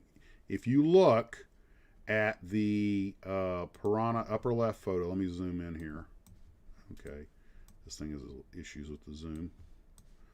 Now, the one that's closer to you is a Man from Uncle car. Do you notice how much they extended it? They not only put the bubble top on it and everything. It was one of the smaller, one of these little smaller Piranha racing cars you see right there, and there's Gene with it, or the one he's restoring right now. It's in the Hemmings news, but you'll notice how much longer the Man from Uncle modification is. They added a lot of trunk area in front to it, mostly in the rear, as well as the bubble top and everything. But and the whole thing, as I said, was just there to kind of. Can you imagine if somebody like this had really been cut loose with a real car brand? I mean, you kind of wonder why these guys. I mean, I know you got people like Virgil Exner and Harley Earl that were very good at what they did and came up with some incredible cars. But you're kind of thinking, why weren't the big three going to these guys and saying, "Come on," because seriously, you're going to tell if one of the big three had made a real car that looked like that, you're going to tell me that thing wouldn't have sold? Of course it would have sold. I mean, look at that. You'd have to make it a little more practical, but I don't think they could have made enough of them. They'd have been the Miatas of their day. I remember when the Miata came out, man, dealers were getting almost double the act, because what did the Miata originally sell for? 12, 14 grand. And guys were getting 20 for them at the dealership. Yeah, I was commenting that Vaughn, not only did McCallum and Vaughn hate the car, but Stephanie Powers on the lower left, she had the same problem, because she was like, I'm wearing a skirt. How am I supposed to get in this thing and look ladylike? And the whole thing was, I mean, for a teenager or something, be cool. They made the bottom pop down or something, or made a full gall. But you got to admit, though, look, sell, and that would be that car would sell itself. I mean, to a certain group of buyers. And hey, model. Yeah, DeLorean. Yeah, God, you think about the cars of the '80s. I mean, good Lord, could you possibly have had some more uninspired looking cars? When a Vega looks better than your best, and the original Vega to me was always the best looking one, but even though they were all crap, but at least that had a sense of style. Yeah. But I just, Gene, I mean, can you imagine what someone like Dick Dean or Dean Jeffries would have done if you cut them loose? It said at Ford, he'd give him a contract and said, or GMC, design us a cool car. It's got to be, I mean, just the imaginations of those guys. And then again, some of the concept cars that came out of the big three were like, why didn't you make that? I'd have bought that. As we're all probably aware, as cars got more mundane, there was a trickle-down effect on the kit car industry. And it helped crush Johan, because even John Hanley realized that one of the reasons his car sale, the model car sales were lacking, was when he started making the Cadillac DeVilles and everything, because they all look like boxes. I mean, there's nothing in here to excite the people. Kit model cars sold themselves in the 50s, 60s, and 70s because the cars at least looked exciting, and a kit model, we all know how important it is. We were just talking about with the X-Planes. The X3 is so overrepresented because it looks so good. And so lazy car design and the conservative nature of the 80s just really was not only bad for the car companies, it was bad for the model car companies, and they should think about things like that. Yeah, well, unfortunately, then they said, "Oh, aerodynamics," and all the cars started looking the same. Which, in the late '80s, I couldn't have told you a car. I mean, in the '60s, you could go, "That's a Mercury," or at least that's Ford Lincoln Mercury, or whatever, 100, 200 meters away, because by God, just look at any photograph or movie footage of cars going down a highway in the 70s, and they're just, everybody had their distinct thing. You could tell the Chevys from the Fords like that. Now they're all just, I mean, I took the Mustang out today, beautiful day today, and I took it out and had to get gas in. I put that ethanol free gas in because the car might have to sit for a while, and Oh, but yesterday I had lunch with my sister-in-law's brother, who's a retired Ford service manager. So we talk cars, and I brought the Mustang, and it's sitting in the parking lot, and we're eating, we're looking at it, keeping it where I can see it. And every time somebody would walk up and start looking at the Mustang, and he's like, "Hey, you got another?" I'm like, "This is an '07 Ford Mustang. There's nothing exotic at all. This car is common as dirt." Yet people are stopping, and of course the top's down, but people are stopping and looking at it. Now the car is in nice shape, but I realized people, car people, are so starved for something interesting to look at that they will look at anything that's just not completely normal, even if it's just a basic convertible with the top down. And that there is a hunger out there for something outside of the boring. And I know I was going to get that.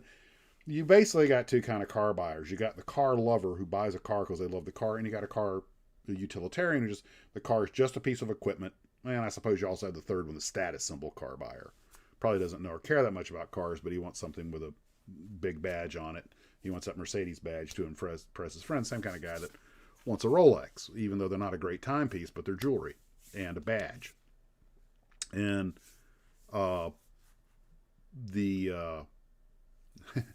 but the person who buys a car because they love cars is the kind of person who's going to buy something that looks cool, has a little bit of performance to it, and is just something that he appeals to them.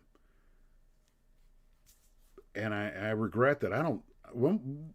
Outside of maybe the Viper, which is almost more of a novelty car in some ways, what was the last really? What was the last really interesting car design? I mean, head turner. The retro little T-Birds and the PT Cruisers, got a little bit of attention for a short while, but that feels like they were the T-Birds are overpriced. But the PT Cruisers are actually pretty cheap. I drove one. I didn't realize how small they were inside it, so I was hoping they'd make a bigger one. Oh, there was that Chevy truck, the retro truck they made, 8-10 years ago? And those things are super expensive for a very short while, and they disappeared. Now they're cheap. The Prowler. That's the one I was thinking of. The Prowler. Yeah, I'm sorry. That was the one I was thinking of. And don't get me wrong, the new Camaro, the new Charger, they look okay, and the Challenger. But come on, 1970 Challenger, Charger, There's a reason they picked these cars to be, the muscle cars for the movies. Yep, Dodge Challenger. Yep, and. No, I agree. No, you're right. The current Corvettes are. They're about as far away from a Corvette. They're pretty much just a Corvette name, but they are an impressive car. My understanding is the performance on them is genuinely impressive. I'm not sure how much the things cost. I know the price is up because the price is up on all cars right now, as we all know with the chip shortage. Yeah, the Chrysler 300s. Yeah, my only problem with the PT Cruiser, I think it's a neat little car. My only problem with it was a little tight for me. I wish they would make that body style about half again that size, sort of a full size car out of it. But I did. It is a cool car. I do like that look. The 240, yes, my brother had one of the original 240Zs, and it didn't top off real high, but it would get from 0 to 60 in the wink of an eye. And yeah, the Mustang 2, believe it or not, the Mustang 2 though, financially was very successful for Ford and when they really needed it. So I don't know about the Crossfire. I think I know what that looks like anyway. So there are a few modern cars that have kits made of them, and I imagine they're probably pretty good kits because they have to be more modern molds. But oh, it's built on a neon? Okay. Well, that explains how it was a bloody tight inside.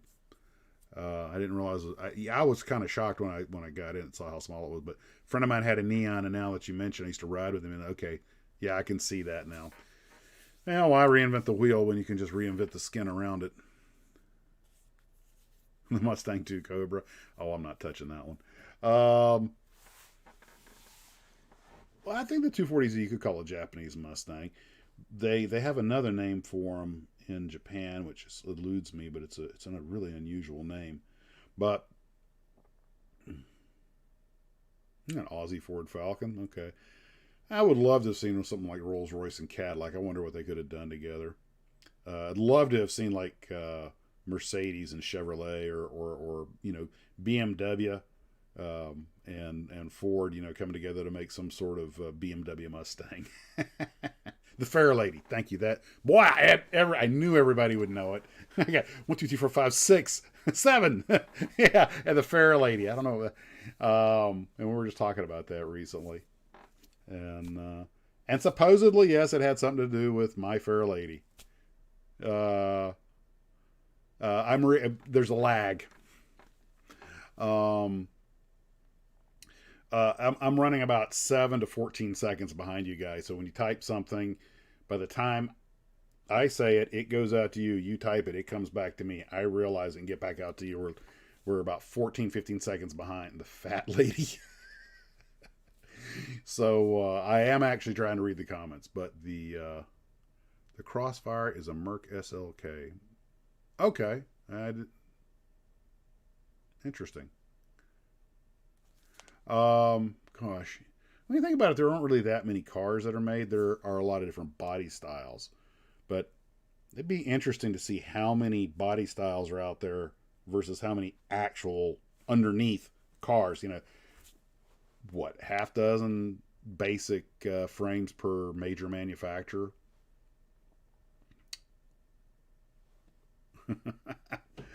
Yeah. Yeah, the Mustangs were not. During the fuel crisis, when they made those little Mustang 2s that were basically just a little economy cars, and I'm not sure. I think you could get one with a 4-cylinder, but they did make money for Ford. They really they profited very handsomely on them. So, I can't knock what Ford did, because that was a business decision and it paid off. But strictly from a car standpoint, it was nothing exciting.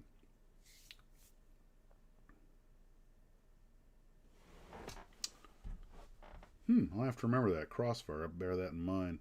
We're probably going to be getting a new SUV at some point, so I'll see if the wife likes that or not. It's going to really be her car. So.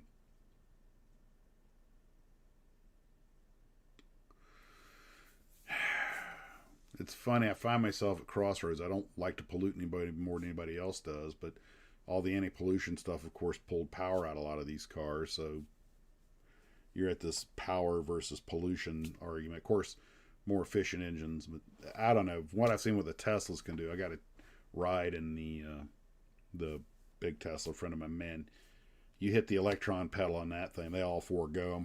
It'll throw your head back.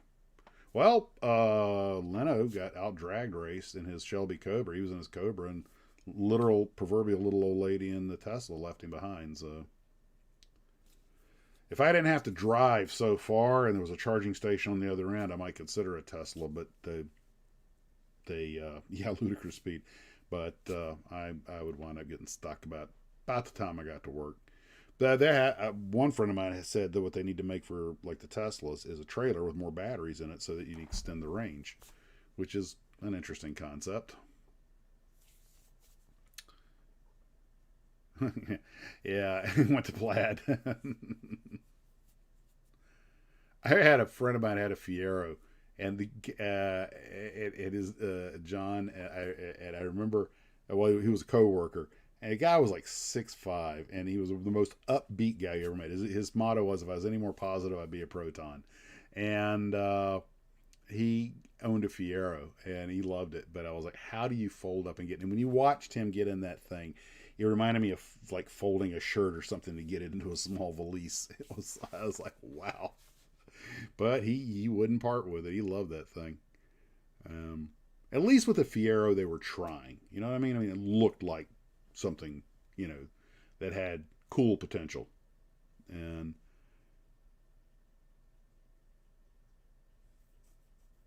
pro politics. Yeah, there's the whole argument on the electric cars. Yeah, they don't pollute in the conventional sense, but they got to dig up the earth to get the rare earth minerals. There's so many around. The batteries basically are the car. When it comes time to replace them, you pretty much throw the car away. It's, everything's give and take. There is no free energy out there.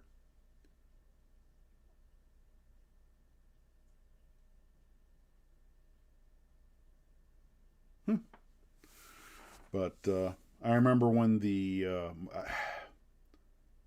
when my dad got it, when my mom and dad got married, my dad owned an airplane but not a car, and of course it was the early '50s. Times were different, and he bought an airplane called a Luscombe, and he got it brand new at the factory, and the Luscombe was in the process of going out of business. So he went to the up to New Jersey, where they were built, and he went to the factory. They had a bunch of them parked outside, and they're like, "You pick one." I think it was $850, brand new airplane. So in those days, you could buy a car, or you could buy an airplane for the cost of a car. Now, you can get a good car for 40 grand. A basic Cessna 4-seater, well, high wing, fixed landing gear, just Cessna 172, 182, $250,000. Of course, they're virtually handmade because back then companies were cranking out airplanes by the dozens. That's it. No wood, no nails, no glue. That was their motto. That's the plane I learned to fly in, an 8E with the square F tail on it. A few of the E models had the square tail put on them before they went over to the F model, which had an extra 10 horsepower and flaps. But the Luscombe was a model of design. It was a little high wing tail dragger, very clean. Did 102 miles per hour on an 85 horsepower engine. And if you had the little 65 horsepower engine models, you could probably get about 95 out of it. That's better than 1 mile per hour per horsepower. It just doesn't get any better than that. And they landed a little quick, and they'd stall without warning, so you had to keep your speed up. But you wouldn't get into inertial roll coupling. You just flat stall and spin. And but it always cracked me up. I'm learning to fly on this little grass strip in the middle of nowhere, and I was like, from these little humble beginnings, I got to go fly jets someday. But there's been a divergence also. Cars, I think, were probably proportionally cheaper back than they are now, even when you do the conversion. But they didn't have as much in them. I mean, what did a regular car come with in 1959, 60? You had the engine, transmission, the body, the seats, steering wheel, maybe an AM radio. That was it. There were no airbags. There was no sound system on, the elaborate sound system. They didn't have all the insulation. They didn't have, the modern tire technology. There was a lot. When you buy a car today, you're getting a lot of technology and a lot of stuff that just didn't exist back then. And like I built the engine for the Cord. Yeah, I don't think I knew that. I do know that the Tucker, I believe it was the Franklin engines, the 6-cylinder Franklins that Hughes was supposed to stick in his helicopters, and somehow he came across above him. Saw a mean pic of an electric car towing gas power.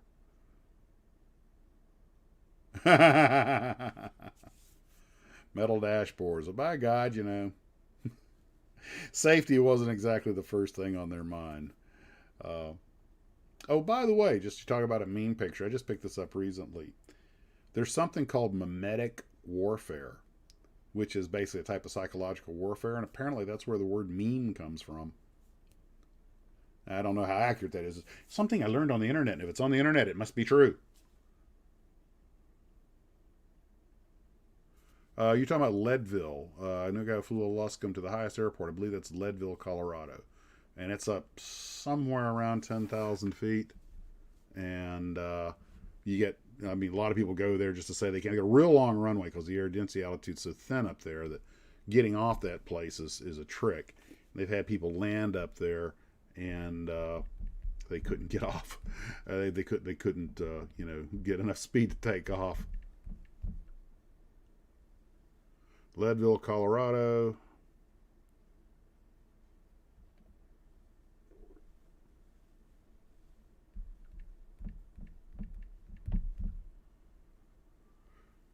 Let's see. I think that's the one I'm thinking of.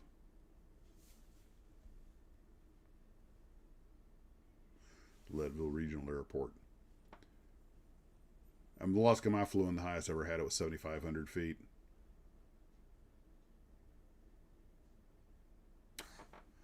Knocked out a tooth when I did metal dashboard. Yeah, I remember those. I think somebody in my family had a Nash, and we also had an Ambassador, and I remember Oh, even the I think the '64 Dodge that I inherited, the Polara. I seem to remember metal dashboard. Of course, I may just be thinking the underpart, but I don't know if there's any padding on top or not. Yeah, they built them tough in them days. I wonder if anybody makes a model of the Nash Rambler. I'm sure somebody does. I hear the cat screaming for attention. When we were, a friend of mine was building model cars as a kid. He's one of the first people I knew that built model cars in a restaurant we used to go to. Used to have a bunch of model cars in their glass. They were really nicely built. And it was funny because I was always surprised how much some of these folks knew about cars that even in the 70s you didn't see on the road much anymore. Because you remember, cars didn't last that long back then. And, you bought a 55 Chevy Bel Air. By 65, you were just driving a rusty old car. At least down here in Florida where you have this, a lot of salt air environment and everything. And, of course, I can remember, my relatives working on the cars because back then you could do that. But the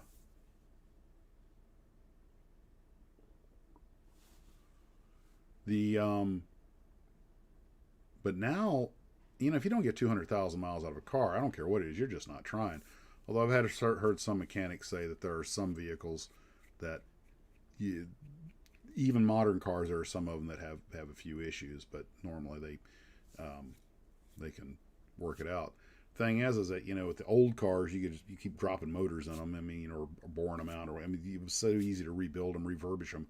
Modern cars, yeah.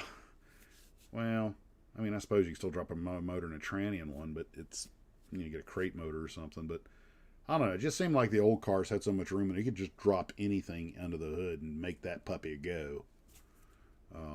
There are some people who came. When you got teenagers that are building cars out of spare parts, that airline pilot that built a car out of scrap when he was a kid, wound up driving it all over the country, took it up to Alaska. It might have been a 3-wheeler, but and he only passed away a few years ago. He's in his 90s, I think, and he drove that thing till the day he died. But literally, it was a time when people they built their own cars, on rare occasion. Just a different time.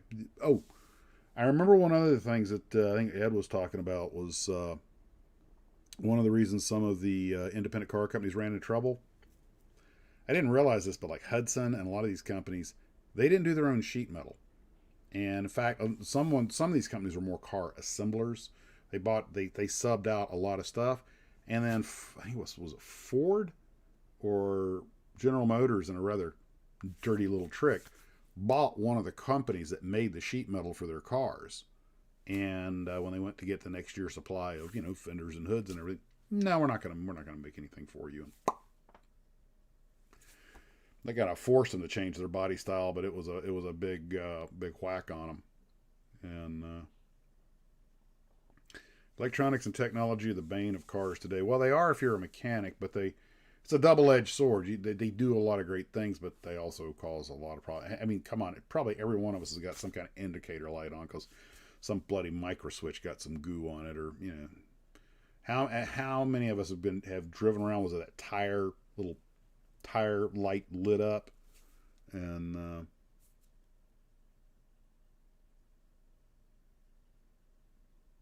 oh, okay, I'm getting his tire because he bought the Franklin Company. Okay, that I didn't know. My dad was a Ford man. He even had an Edsel. I like how you put that he was a Ford man. Years ago, and he's passed away now, a gentleman named Bud Ledson, an old World War II veteran Marine, was telling me, he goes, the way he said, Max, you understand, in them days, people were loyal to a brand. You were a Pontiac man, or a Ford man, or a Chevy man, or a Buick man, and by God, you wouldn't catch a Ford man driving a Chevy to save his life. And it was kind of like being the fan of a football team.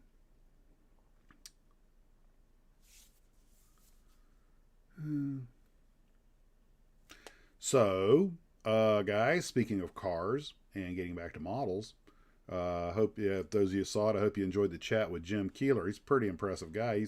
I did not appreciate just how involved in the kit model industry he had been, And now, hopefully, Atlantis is going to get these Keeler's Customs coming out. And the first Keeler's Custom picture was put out by Atlantis. I don't know if I have the image. Let me see. But he's there. I don't know what the status on any of this. I just got this from their website, so I don't know what the status on any of it is. But Jim, when I say that he won the national championship model building contest, it doesn't always resonate, because we sort of tend to forget how many people were building models back then, and there were tens of thousands of photo submissions and everything. And as he pointed out in the interview, he had not exactly read. He'd seen the thing in a magazine. There it is. This is the Keeler's Custom they're talking about making. As the first one. This should be the first of a line of them. They finally put the box art out. And he had not read, he'd not bought the magazine. He'd made the model from the wrong car, so he had to go back and buy another one. And when you're a kid, that's a lot of money. But he realized by 18 years of age he was already recognized. That's why he wound up ending up working at Revell, and moved up the ladder incredibly quickly, because he was also there right at the height of kit model building in the 60s. And a lot of his stuff still in museums today. But if these do come out, I plan to be one of the first people to grab one of them. I'm not normally into the funny cars and the drag racers and stuff, but since I got a chance to talk to him and everything, I've learned what he's done, and it's also something new. I'm going to see if I can give it a shot. I sort of see this as sort of not this isn't in the same vein as Tom. It's funny, he only lives an hour away from Tom Daniel. TD was doing more of the Tom Daniel stuff, but I think Keeler's Customs are I believe they're mostly going to be drag racers and funny cars. He did a lot of stuff, but I think that was kind of what he was best known for. But there might also be some just custom street cars and stuff. So I really don't know. This is the first picture that I've seen come out. And I don't know if these are remakes of old kits he designed before, or this is new stuff. I know he put a lot of work into it. And, the man's 80 years old, and he's still... he's still working. Like anybody who's 80 years old, he's got a few issues he's got to deal with, but he's staying on top of it, and God bless him. And he was a good friend of Andy Anchus, and he really misses Andy. I think we all do, but we're all a little concerned that the history of the hobby really took a blow. I mean, Andy did. I just realized I'm calling this live stream 367. Just make a little backspace, hit the right button, and save. But Andy had an encyclopedic knowledge of the kit model world, and that's why he's quoted in so many books, and his name appears in several books. I'm concerned, and Keeler and one or two others they're kind of, it's like the World War II generation, it's kind of, these guys are passing away. There aren't that many of them left to tell the stories. I'm glad they're taking place, they're writing books and stuff. Nothing lasts forever. I don't know how long of a future kit models have in front of them. I mean, I doubt there's too many people here right now. We got 78 or 80 people here with us, and how many of you are below 40? And I don't mean that it's just, I do what I can to recruit kids into model building, but they'd rather be doing other things. And I guess there's nothing uncommon about that. It's just like, imagine trying to teach a kid to ride a horse in 1930. Well, I'd rather drive my car, Grandpa. Our son, we didn't have cars, and we rode. It's just, and we're the greatest model building generation. But and I tell people if you can get young folks interested in modeling, that's great. I think I've mentioned this before. I believe it was Airfix Magazine did their article that medical school students that are trying to become surgeons don't have adequate dexterity, so they have them build models to build their dexterity up. Oh yeah, yeah. John's right. The drag and funny cars are enormous, and I've got those right here. Snoopy and the Baron. You have a lot of fun doing that. They're good kits, and I just hope that Atlantis carries through on this because it's nice to see something new coming out. Although you got to give Round Two credit, they've been trying to put out some new stuff. I got to be honest. Outside of the people that I've dealt with, like Jim, I haven't really followed the car community that closely, but they. I know that Round Two is focusing on the cars because that's where the money's at. Apparently, about half of all kits sold are kit model cars. It's the biggest part. Star Trek and Star Wars are still well represented. World War II and modern jets are still well represented. Then you get down in the ships, and it kind of goes down. But cars are king of the models. There's no questioning that. Yeah, that's true. And they do use computer, and you got to give them credit. They do a lot of impressive stuff on the computer. But I don't know. Just speaking for myself, there's something about being able to hold your product in your hand and show it to somebody, and look, Mom, look what I did. But I guess I'm just a person of my generation. But plus, I can throw it across the room at you if you misbehave. Well, I guess they could send a nasty nasty email. Travis, you're right. I'm talking about models with the exclusion of Gundam because those are models, but they're kind of in their own world, and they're bigger than the rest of it combined. 35 million of those things have been sold in 10 or 20 years. I mean, they dwarf everything. And even my own stepson wants to build one because he grew, and like you said, he grew up with it. And I think that has probably the crux of it right there. Make stuff that kids grew up with, and they'll probably get into building it. I'm sure if you see someone 18 years old looking at the models, they're probably going to be in the Star Wars section or the Gundam section because this is their youth, just like airplanes and cars were our youth. And that's cool. I just don't want to see the industry disappear. I think to me, of course, obviously, I run a YouTube channel on it for kicks and giggles. But it's nice to go out in the shed and just, okay, I got to admit, not a big fan of sanding, as you guys have pointed out on occasion. Oh yeah, I might have left a gap there. But other than that, just doing things, and it's just fun to watch it come to life. How many of you, when you were young, or maybe even still today, you tear open a box, open it up, maybe sniff, looks at, and it's like Christmas when you're looking at all the cool parts inside, and your brain's already going to a build plan, and it keeps the mind and the hands and the eyes active. And it's just great. And you escape into your own little world, whatever you like to build, doesn't matter. Gundam, car, plane, tank, ship, truck, sci-fi, kaiju, whatever. You're in the zone. You're in your place. And you know what? It's okay. Some people like to wrap fishing flies that they never cast in the water. Humans have a creative streak in them. Some people would rather sit down, watch beer, and watch a football game. If that's how you enjoy spending your time, then it's important that you engage in that activity. Some folks are more, and some folks like to do that and build models. But what I'm getting at is all of us have a creative streak, or we would not be building models. You have it whether you're aware of it or not. And given the level of passion a lot of people have for it, any one of us in another time would have been artisans or pottery makers or something like that, metalsmiths, something with the smith on the end of it, metalsmith, woodsmith, carpenter. Those are the kind of jobs we would have had because we have those kind of brains. And actually, KLS, somebody just sent me a picture. They saw some models in a Walmart. I don't know how that happened. I haven't seen them in our Walmart. It might just be a test thing. If Round 2 or Atlantis or Revell or anybody can march their butts over and get a deal at Walmart, that could help.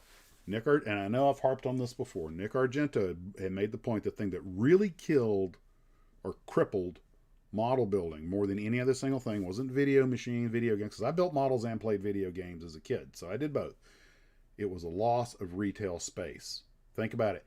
Models used to be in grocery stores, convenience stores, diners. And now you got to go to a hobby shop or a Hobby Lobby. If the word hobby doesn't appear, the odds of them carrying any models are almost nil. And, out of sight, out of mind. I believe that if you were to get kids, make something that kids want to build, and Gundam's a perfect example. One of the problems is that they're a little pricey. If we could do something to bring the price down a little bit. But if you could start putting them in places that kids frequent, sales would go up. They couldn't not go up. And Michael's is good. We have two Michaels here. One has about 50 kits on the wall. One had like 12. And I realized they just put them in there so they can say, hey, we have all the hobbies and crafts. Hobby Lobby takes it more seriously. A little concerned because Hobby Lobby is the only place I see Atlantis. In my humble opinion, they need to be out there getting some of these other big box stores interested. But their company, I'll let them run it. It's easy for me to sit here in the comfort of my own home and go, this is what you need to do to run your business. Because, I would know, man, I'm an airplane driver. and we all know that doctors and pilots are such towering intellects on business and finance.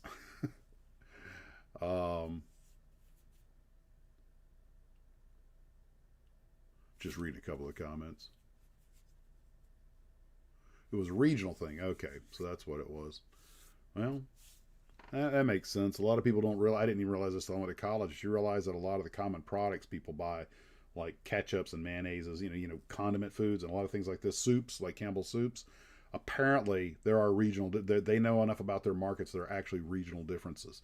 You buy a can of, tomato soup in New York and a can of tomato soup in Arizona, and you might actually have two different formulas because they know what each area likes better.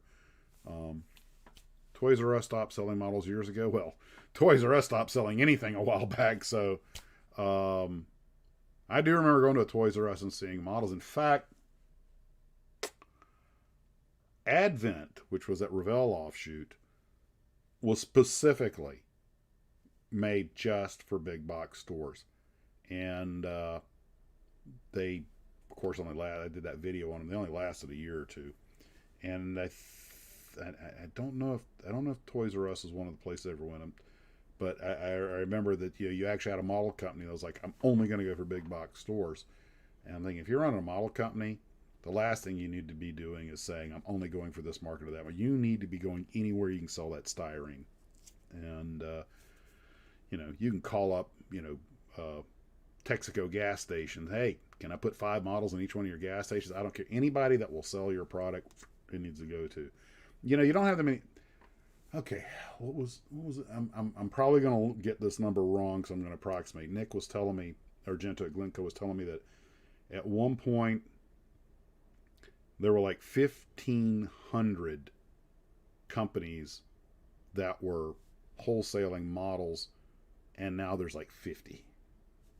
You get Stevens International and a couple others, and it's just, but it's like Walmart still have a 2-foot section of models. Okay. But I have high hopes for these companies. With round twos, my concern is if round two is emphasizing, if it's true the rumors ever, because Tom Lowe, okay, I'm probably going to get this wrong. I know only some of you guys probably know, so you can correct me. Tom Lowe is still at round 2, but I believe it has been sold to, or at least a large part of it's been sold to another concern. And I believe right now the big push is on the cars. But don't forget, round 2 also has polar lights and all this other stuff. They're doing all the other models. And I'm a little concerned what's going to happen to those. Are they going to sell them to another company? Or are they going to put them out of production? You would think sales would be the deciding factor, but sometimes these decisions get made that make me scratch my head. I'm like, oh, they quit making this. I'll tell you one. I was at a hobby shop today, went to buy some paints. And the owner of the local hobby shop, Hurricane Hobbies, mentioned to me that, and I had, for the record, I warned everyone. I was on the interweb shouting as loud as I could. If you wanted to get one of the Cheyenne attack helicopters from Atlantis, get it, because they're not going to be able to make them after a while, because that crap with, I forget, it was Lockheed or Boeing or whoever it was, copyrighted the name or something and said that's our product. You can't sell it without paying a royalty. And sure enough, he told me today he can't get them anymore. So fortunately, I grabbed ones. I got one on the shelf. And I knew I should have grabbed 3. But and I think you're going to see that happen with a couple more of the models out there too, possibly the Sikorsky's and some others. You realize that a company like Lockheed dumps more money into a company luncheon than they would ever make off any kind of royalty from kit models these days. But somehow somebody convinced them that they needed to pursue this. And I'm like,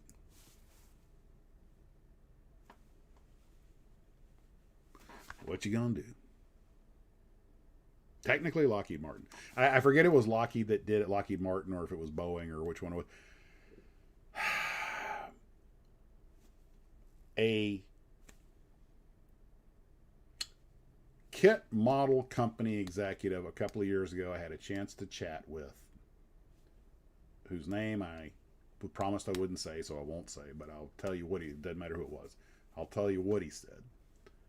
He said that his company was possibly going to have to rename a bunch of their kits because a company that didn't even make the B-24 Liberator and the B-25 Mitchell and some of these others had somehow managed to get I want to say it was a copyright on the name. So the company might have to start selling model World War II bombers that just say World War II heavy bomber, and you're just going to have to look at the picture and see what it is. You know, it might be able to say like B-24, but it wouldn't be able to use the name Liberator or something like that. It's been a while since I spoke, but I was just like, well, first off, that company never made that airplane. No, but they're copyrighting the name, not the like. Again, how much money could they possibly think they're going to make off this? And I'm pretty sure that I want to say it was Lockheed that did this, because it also affected the company's Sikorsky model helicopters. And Scratchy just pointed out that Lockheed owns Sikorsky, so that would dovetail with what he told me. And yeah, they have. The bean counters definitely rolled grenades at it. And the last thing an industry like ours needs is more headaches. Now, you got companies like Tamiya that still sell so many kits. They might need to, there might be a little money for them in that, depending on what, I mean, but what are they going to ask? If they ask 10 cents a kit, yeah, okay. If they ask $5 a kit, that's not going to happen. Plus, when you're making a $60 kit, maybe you can attack that in there. Consumer won't mind, but when you're making a $10 or $12 model, it's, yeah, we can all do the math. That just isn't going to work. Accountants make the world go round. Lawyers dictate the direction. I gotta write that down. My brother's an attorney. I'm going to tell him that. Yes, I have an attorney in the family. But, well, we all have the weird. And I thought, well, I am the weird uncle. I'm the Uncle Buck of the family. And probably so. But I could just see some kid running to the police. Or, officer, the man over there. What did he try to do? He's trying to make me build models.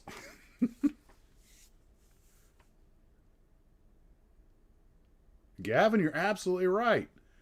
Atlantis could go to the whoever buys products for the oil companies and say, look, we make these kit model tanker trucks. We can make 10,000 of them in your company colors. You know, you don't have to fixate on being hyper accurate. Okay, the idea is you could sell it.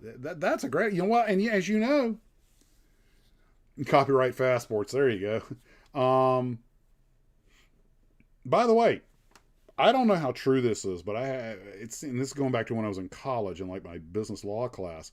But my understanding is that at some point, if you can put the word copyright in something like Fast Sports just did, copyright Fast Sports, as long as you can reference it later, if at the time comes that somebody says you can't do that because we've got it copyrighted, and you can show them, no, I did it first, something like that would actually be sufficient for you in some courts to win your case. No, he was using it first. You know, he's got first dibs on it.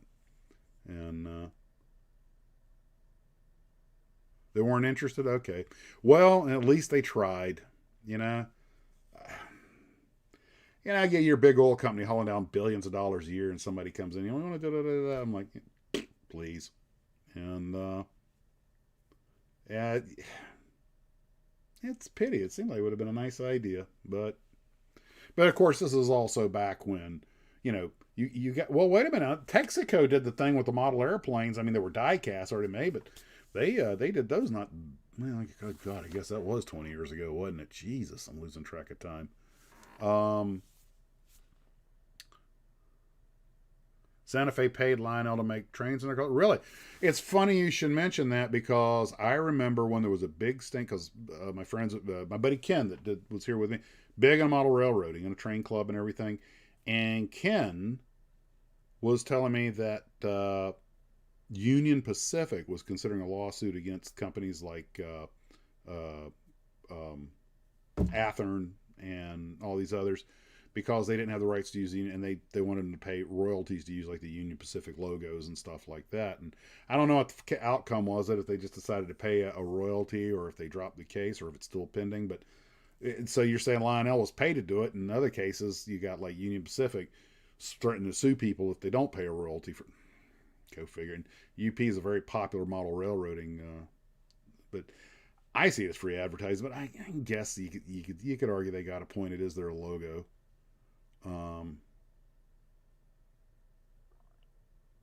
Just read some comments real quick.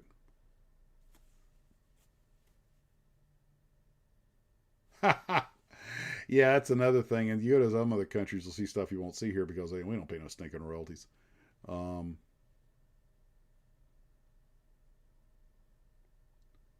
Yeah, the old Invaders kid. God, that TV show used to terrify me at the beginning.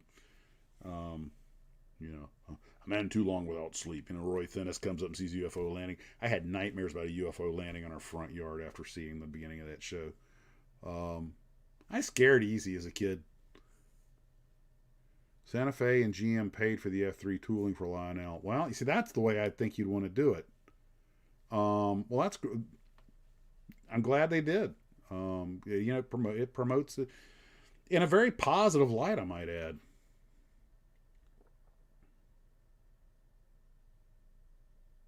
Oh, you're talking about the WinMac tanker ship models? Because I saw one not long ago at a hotel. They just had up on as a shelf as a decoration. Parts missing off of it, but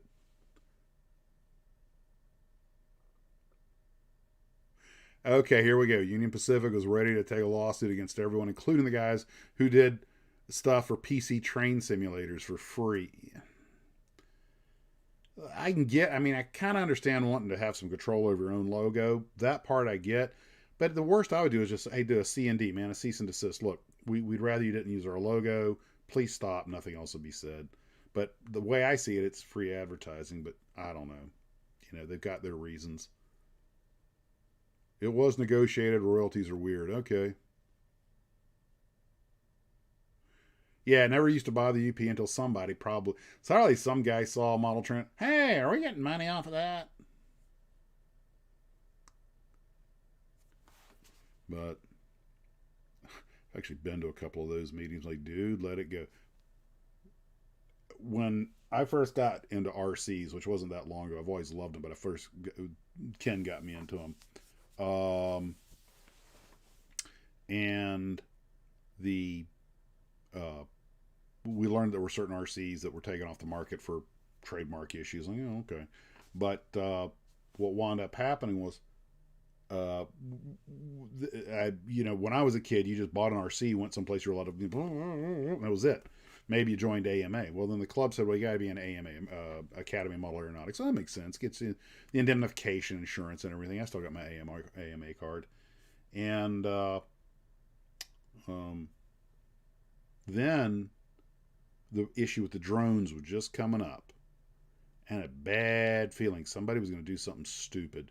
And it was just a matter of time before the FAA started getting involved in drones. And I was thinking, this isn't going to go well. And it hasn't. Then the FAA started getting involved in radio controlled models. Like, whoa, whoa, whoa, whoa. This is all settled stuff. Then the FAA said, you have to register your airplane and your name like a real airplane. I'm like, and in some other countries, I think in New Zealand, Britain, a few other places, it's already been like this for a while. But now I had to register. And what I have to do is the model doesn't get registered, the pilot does. So at least you only do it one time. But I have to take a piece of tape or a marker and write my number on the inside of my airplane, my registration number.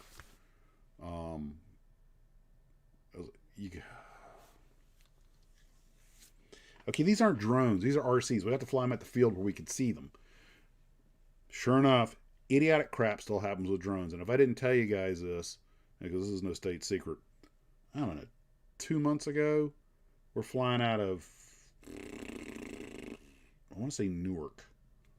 And I want to say we were at 13,000 feet on the climb out.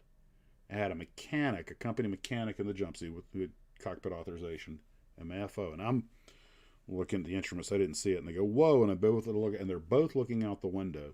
And these are both savvy guys who know what they're looking. And they both said the same thing. A quadcopter, a drone went flying by. They both got a good look at it. I didn't see it. We did a report on it. I want to say we're at 13,000 feet. So I'm like, yeah, someone is a clear violation of some rules somewhere. Now the FAA wants transponders on them. And I understand because of idiot crap like that. Now, I'm not someone who's a big fan of this kind of stuff, but at least the controllers might have been able to see it and give us a see and avoid. The problem is these transponders are so big and heavy that the drone can't fly with them. I'm like, you're just legislating technology that doesn't exist. So we'll see what comes out of that. They're working it out now, but and I forget what the weight is on the drone. It's like roughly, I think it's 0.56 of a pound, or 0.6, something like that. Around a half a pound. Anything heavier than that, the drone has to be registered. Anything below that falls under like a micro, and they don't care.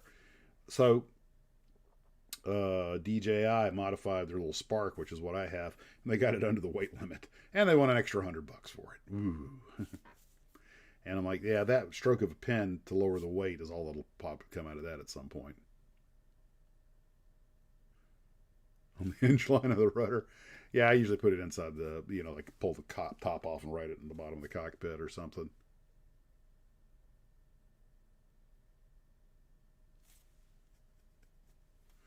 Yeah, it's the reason we can't have nice stuff anymore. There's always that one idiot that just screws it up. And, let's say there's a government out there that doesn't love its registries.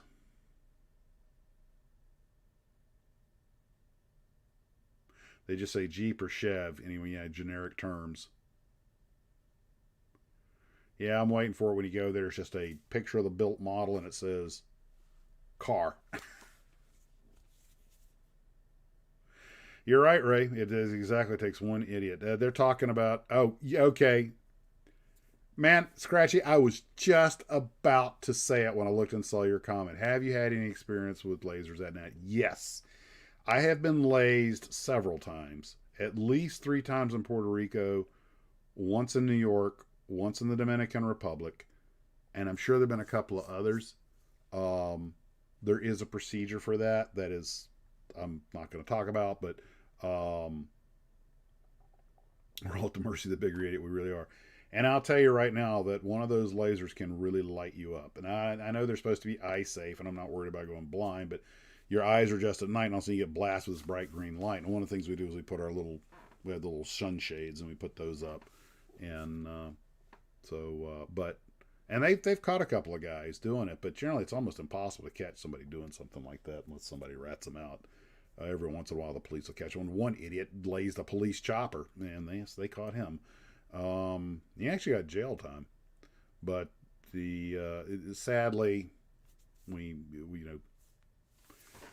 that's the one I am. And don't forget, guys, that when kit models were first getting big in the 50s and early 60s, there were problems buying glue because some idiot was out there, idiots are out there sniffing glue. So model airplane glue, I remember the educational films when I was in high school, school in the 60s and early 70s, about, you'd share the model airplane with, people are sniffing glue.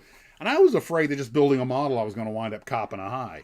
And, I'll get brain damage from building models. It didn't slow me down any, and I didn't get any, so there's nothing to worry about there. But, so even our sedate, relaxing, harmless hobby at home has been under scrutiny before. And we all remember what the result of that was. Oh, look, the non-toxic glue that you can't get high on. Smells like lemon pledge. That's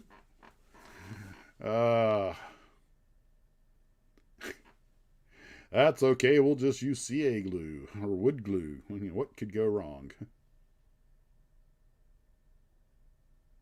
I wish.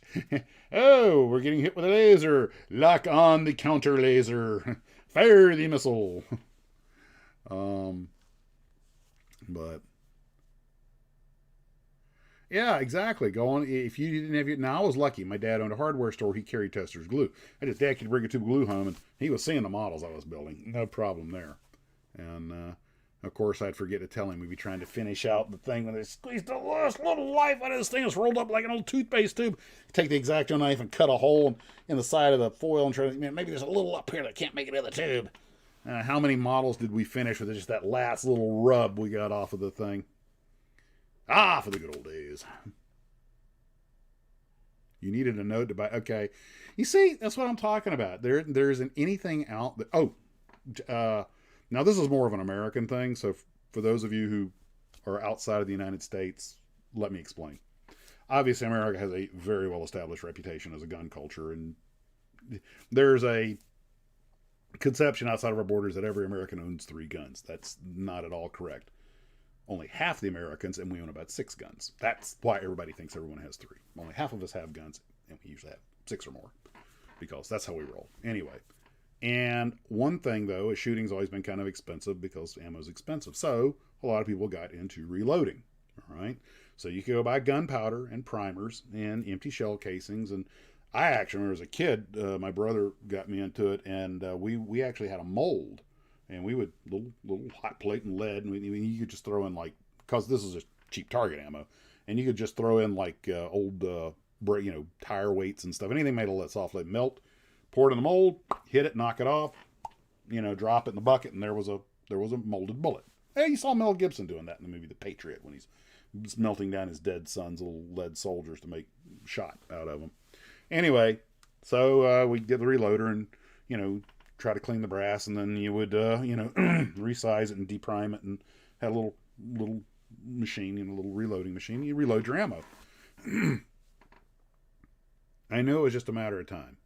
And sure enough, eventually, people started pushing for legislation to require permits to buy gunpowder and stuff like that. Because you could make a bomb out of it. I'm like, lady, if you know what you're doing, you can make a bomb out of Bisquick. But, which is food stuff. Anyway. And sure enough, it got harder and harder. A lot of people like to shoot black powder, the old black powder, make the, with the big smoke and everything, a lot of the reenactors. All of a sudden... depending on what state you live in, we've got to have 3 forms of ID and how much, and you're only allowed to buy this much, and da-da-da-da-da. I'm like, okay. At the same time that all this is going on in the 80s and 90s and continues on to this day, my father tells me that when he was my age, we're going back to the 30s and 40s, hardware stores carried dynamite, TNT, all right? Sticks of dynamite. It had to be locked up. They literally had a wooden footlocker with a padlock on it, packed full of dynamite. And the reason that hardware stores sold dynamite in rural counties was because farmers would use it to blow stumps. And it was just like, well, some criminal could do something wrong with it. Well, some criminal can do something wrong with anything. Now, don't get me wrong. I can understand why they tightened up the rules on dynamite, but at the time, people were like, well, why are they passing these rules that we have to secure our dynamite better? And it was just, it's a mindset. So time goes by, everything. Flying airplanes used to require a license that it took about 5 or 6. So basically, you soloed the airplane. A guy watched you and gave you your license. But as time went by, they increased it. And now you got to do all these extra things. And you got to do all these extra things. Now you got to take a written test. And now you got to have a medical certificate. And it's kind of like the nature of human evolution. Everything gets harder and harder to do. More and more regulation. And I understand that in a lot of these fields, they needed some. Definitely flying's gotten safer because of a lot of the increased training standards. Okay. And I can certainly understand why they make people lock up the dynamite. But what I worry about is we're not immune. I mean, when they were going after glue, what's going to happen when somebody says that, oh, model builders need to pay a special tax because of the environmental impact of old styrene that gets thrown away or something like that? And hopefully it'll never get to anything quite so ridiculous, but old saying, no man's life, liberty, or property are secure while legislature is in session. Yeah, Lance talking about the powder confectioners. I saw that. That was equal. Oh, that was not. It was the Denzel movie. Was that Equalizer? No, what was that one he did? He did two of them where he used the basically the flour. Got go anyway.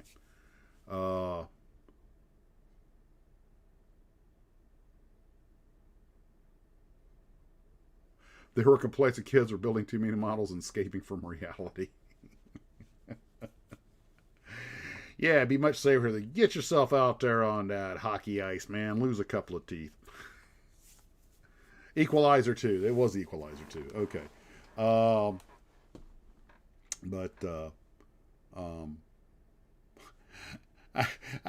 was like, I don't know, Mom. I never came back with a black eye and a broken nose from building models. Although I did get the occasional cut finger, learn to handle a knife safely. What? Go X black powder is ceasing production. No more black powder made in the USA.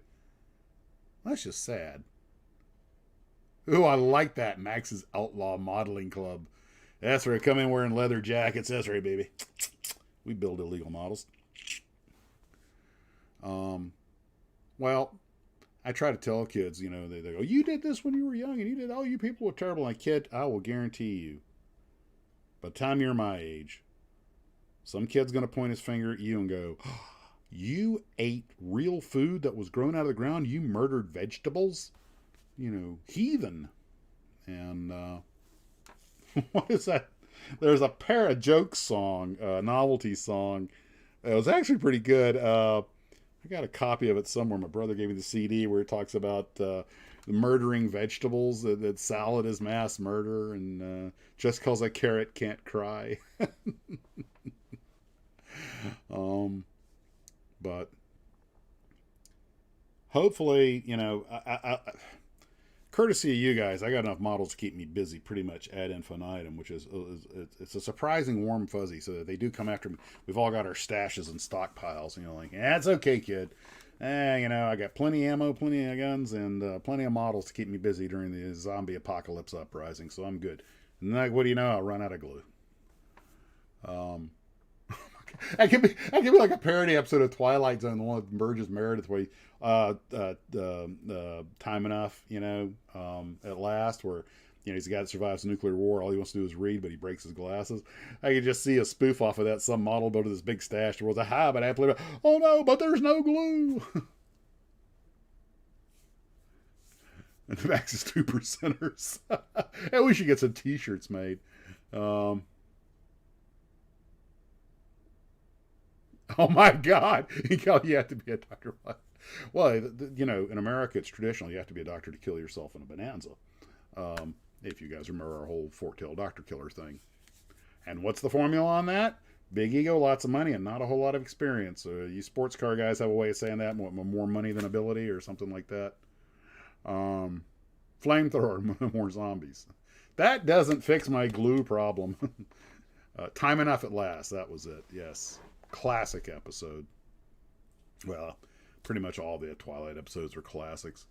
Oh, by the way, I believe it's next weekend is Model Palooza down in Orlando. I am hoping to get down there for a day and take a swing through. I saw some videos of pre-COVID. Man, I tell you what, I'm not entering any models. Not after I saw the quality of work those people are doing. Wow, that some good-looking stuff down there.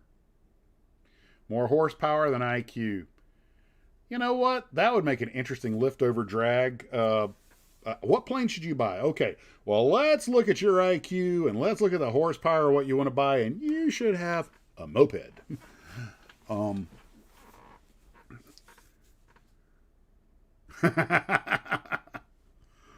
More money than talent. Been there, done that. I was just talking about that, Trays. I plan to be at the one in Orlando at least for an hour. I'll probably wear my Max's Model T-shirt. Not that anybody will have any trouble recognizing me, but guys, if you happen to be there and I'm there and you see me, please come up and say hi. Um,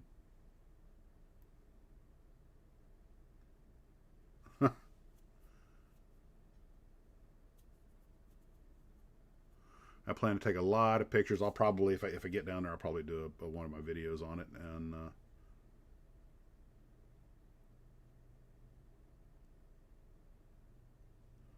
I'm sure I bought 10 tubes of tester. Yeah, yeah. More balls and brains is the racer's creed. It's more than half the F1 grid. Oh god. Oh, when I got my first motorcycle, it was a Harley Sportster, a '74 flat tracker, which had the right hand shift. Um, yeah, go get one. And I'm not drinking tonight, guys, because I have to. Tomorrow I'm off, but I go to work the next day, and I just a couple of days before I go ahead, I do the purge. Anyway, uh, you're talking about the crotch rockets, and I know plenty of guys that had missing chunks of skin from buying more motorcycle and got away from them. But I was when I got the Harley, I figured one nice thing about Harley is they're not a hot rod performance bike, so you're a little less prone to hurt yourself on one, which I proved you don't. That I definitely just proved that theory. But then I wound up buying a crotch rocket when I was in college. It was a FJ 1100. Um, that I mean, I love Harleys. I love the style, the sound, the look. I think they're beautiful machines. But you can't touch one of those four-cylinder jet bikes for performance. I mean that, and this is an $1,100 motorcycle I got secondhand, and that thing flew, balanced perfectly, rode great. I'm like, it's easy. I mean, didn't make any kind of cool sound. I don't like the whamp noise. It's actually pretty quiet. But my God, you just can't beat the engineering on those things. And I was genuinely impressed. But then I realized as soon as I got out of school, I need to sell this thing because it'll go faster than I can react. I got on a country road one night and just wound it out, see what she'd do. And I didn't dare read the speedometer because I didn't dare take my eye off the road for a second. But I used to skydive, and I can tell you by the amount of wind on my body, I was going faster than I would do in free fall, which is 120 miles an hour. And I realized, yeah, brother could hurt himself on this real easy. So I drove it very conservatively until I sold it. But I see guys do stuff on motor. I'd see the guys I used to ride with do stuff. I'm like, dude, there's nothing to be gained by that. And you're going to wind up wrapped around a tree or something someday. The fact that many of us out survived our youth and our youthful ignorance and just general stupidity is no small miracle.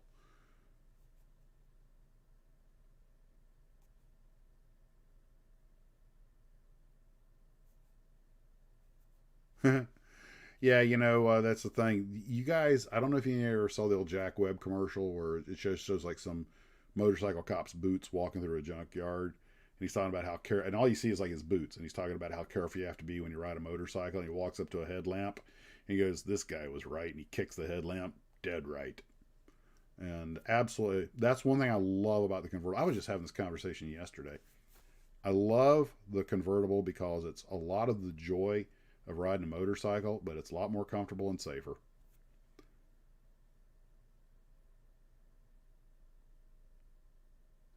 Over 50 motorcycle with dog dish helmets have never fallen off an office chair, never mind a motorcycle at 50. Yeah. Ask Gary Busey. If you guys remember, he went off a bike without a helmet on. He wears one now.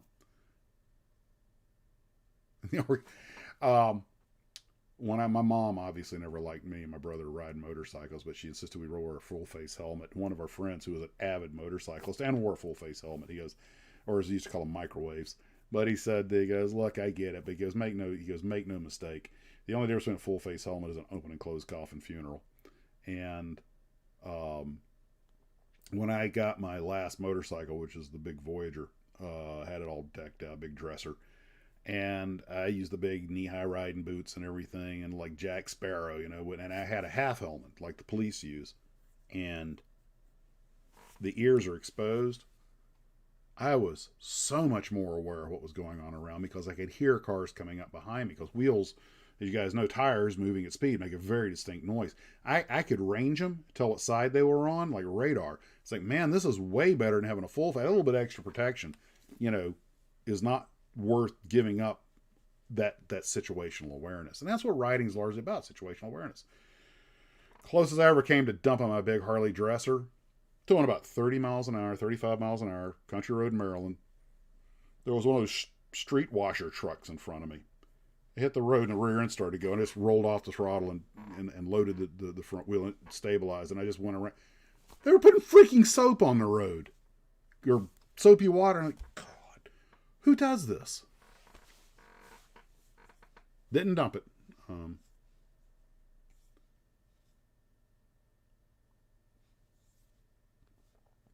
Ironically, that the last time I rode a bike, I did dump it, and that was trying to get it on the trailer to the guy I was selling it to. Did $600 worth of damage. I had to take off the price of the bike. There's a sad confession for you. John, you're right. That's exactly. It's like convertibles, like being on a 4-wheel motorcycle. And so I rode dressers with a windshield anyway. I'm going to be honest with you. I enjoy the convertible more than I did the motorcycle because I'm more relaxed because you're in a car. I should have got one years ago. Down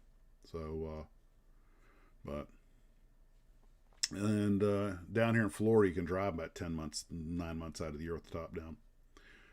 So, anybody got any? What do you guys got? Tell me, what do you guys got on the table right now? You guys know I have the missile build on the table, and the missile farm is what I'm calling it. So, what do you guys got going on?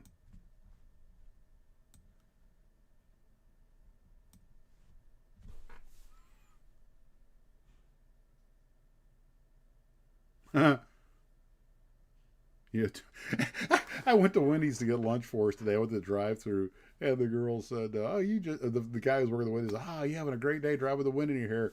I got a big bald spot up here. Well, what's left of it? The Lotus Super. All right, 124 scale. Yeah, that big to me Lotus Super or Caterham Super 7 is going to be my car build car, and I'm thinking about working on that Johan Cadillac at the same time. I'll probably have 3 projects open: the Caterham, the Johan, and I'm going to start working on that pirate ship. Who wants a 148 scale Aero? Everybody wants a 148 scale Aero. God, that'd be a big model. Well, I'm thinking the Aero, the CF-105 Aero, of course, not a Pierce Aero. Let's see, Trey's 137 got. Oh yeah, Trey's got those big Gothas going on. Look forward to seeing those. U-boat 6 or 7 minutes. Oh, okay, good. Like me, keep a bunch of them open. Ramp extra. Yeah, the oil. Nike Herc just got finished. Okay, pirate ship, NASCAR. Oh, Airbus. Okay. Mobius Invisible Man. Oh, you guys do see my Invisible Man kit right here, right? He's right there. Oh, Duesenberg. Oh, cool. Nice stuff out there. Oh, God. A Bristol F2B. You're going to be rigging until next year.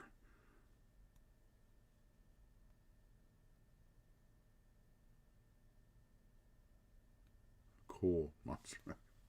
Polar lights. PT. Okay, I've got a PT1 on the 9-spin. There's one of the few models I actually have that I bought that's been sitting there forever. Pro Model 148.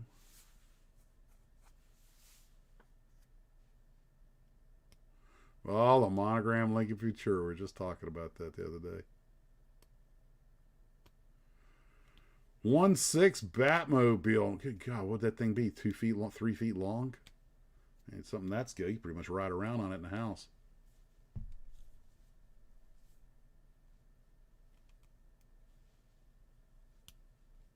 Sweet.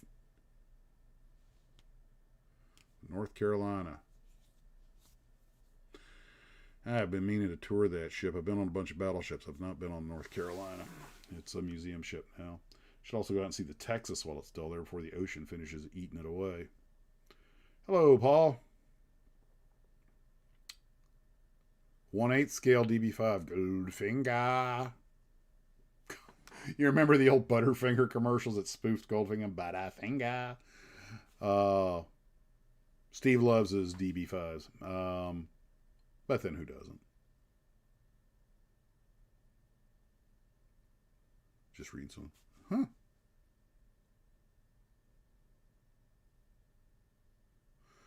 I have built that Airfix C47, which I believe was the same kit when Airfix did its thing that was NPC was remarketing as an NPC kit. In their profile series, I actually built 2 of them. One was the Airfix and one was the NPC, but same kit. Made one of them in Pan Am and one of them in military markings.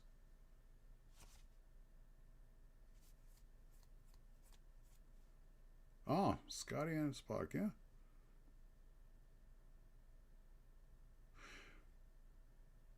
I took a blank.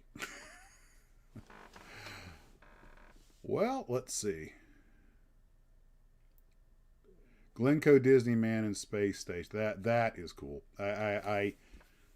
Somebody sent me one of those, and it's a rough kit, but it was fun, and I got it hanging on the TARDIS right now.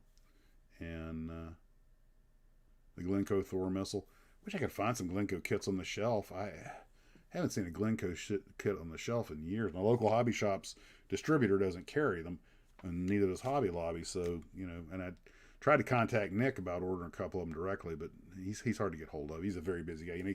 He runs a regular plastic molding business and he runs Glencoe, and so it's tough.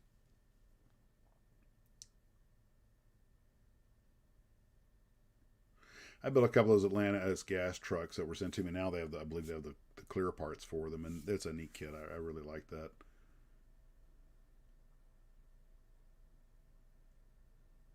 So, one more time, I asked, does anybody know if anybody makes a 148 scale M151 Jeep, the old Army Jeep, in 148? I know Corgi has their very expensive 143, but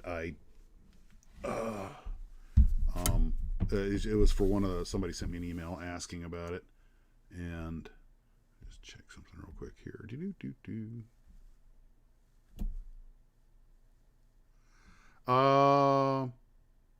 Yeah, John, I think we can do a short one. I'll have to get approval from high command, but I'll let you know, because I'm gonna wrap up here and get dinner, and then we will be on our. I will check. Guys, well, man, you guys got all kinds of cool stuff on the desk. Yeah, I don't think anybody actually made the mutt. I think there might be a 135, but I don't think there's a 148. I think the closest he's going to be able to do is a 143. But guys, I think that's pretty much gonna. It's moving on times. I have got some other commitments. One of them involves a knife and fork. But I hope you guys are having a great evening. I want to thank everybody joining. I'll leave the comment section up for a while for you guys can chat amongst yourselves for a little bit. Take care of yourselves, guys, and as always, model on.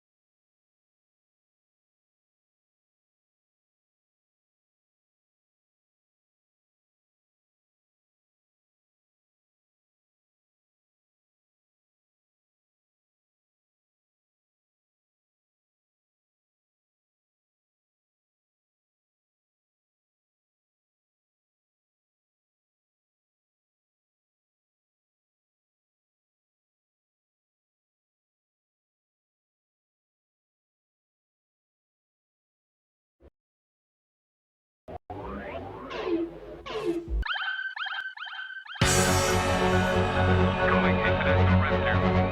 International Rescue, do you read me? International Rescue, come in please. We need help. I turn my face into the wind. I feel a restless kind of motion in the way she blows. And as the final day begins, I make a fist of whitened figures till the feeling goes. I never felt so much alone. I face a destiny unknown. The human race is in despair. One man alive can take us there. SOS, Mr. Tracy, the Western world is falling. SOS, International Rescue, hear us calling. SOS, I turn my face up to the sky. I feel a wall of pressure building up inside of me. As if in answer to my cry, I hear the crash of thunder and the Tracy Symphony. The lights are out in London town. Communications breaking down. And if the creature doesn't kill, be sure the radiation will. SOS, Mr. Tracy, the Western world is falling. SOS, International Rescue, hear us calling. SOS, Calling International Rescue. International Rescue, come in please. Come in please. The situation is desperate. Please come in now. It's ticking like a time bomb.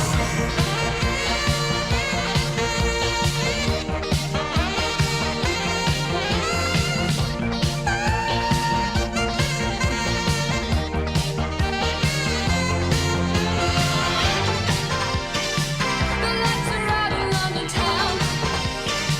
Communications breaking down. And if the creature doesn't kill, be sure the radiation will. SOS, Mr. Tracy, the Western world is falling. SOS, International Rescue, hear us calling. SOS, Mr. Tracy, the Western world is falling. SOS, International Rescue, hear us calling. SOS.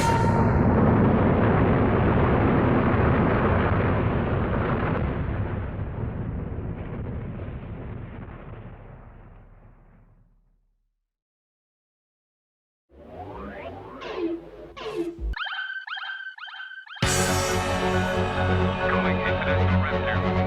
International Rescue, do you read me? International Rescue, come in please. We need help. I turn my face into the wind. I feel a restless kind of motion in the way she blows. And as the final day begins, I make a fist of whitened figures till the feeling goes. I never felt so much alone. I face a destiny unknown. The human race is in despair. One man alive can take us there. SOS, Mr. Tracy, the Western world is falling. SOS, International Rescue, hear us calling. SOS, I turn my face up to the sky. I feel a wall of pressure building up inside of me. As if in answer to my cry,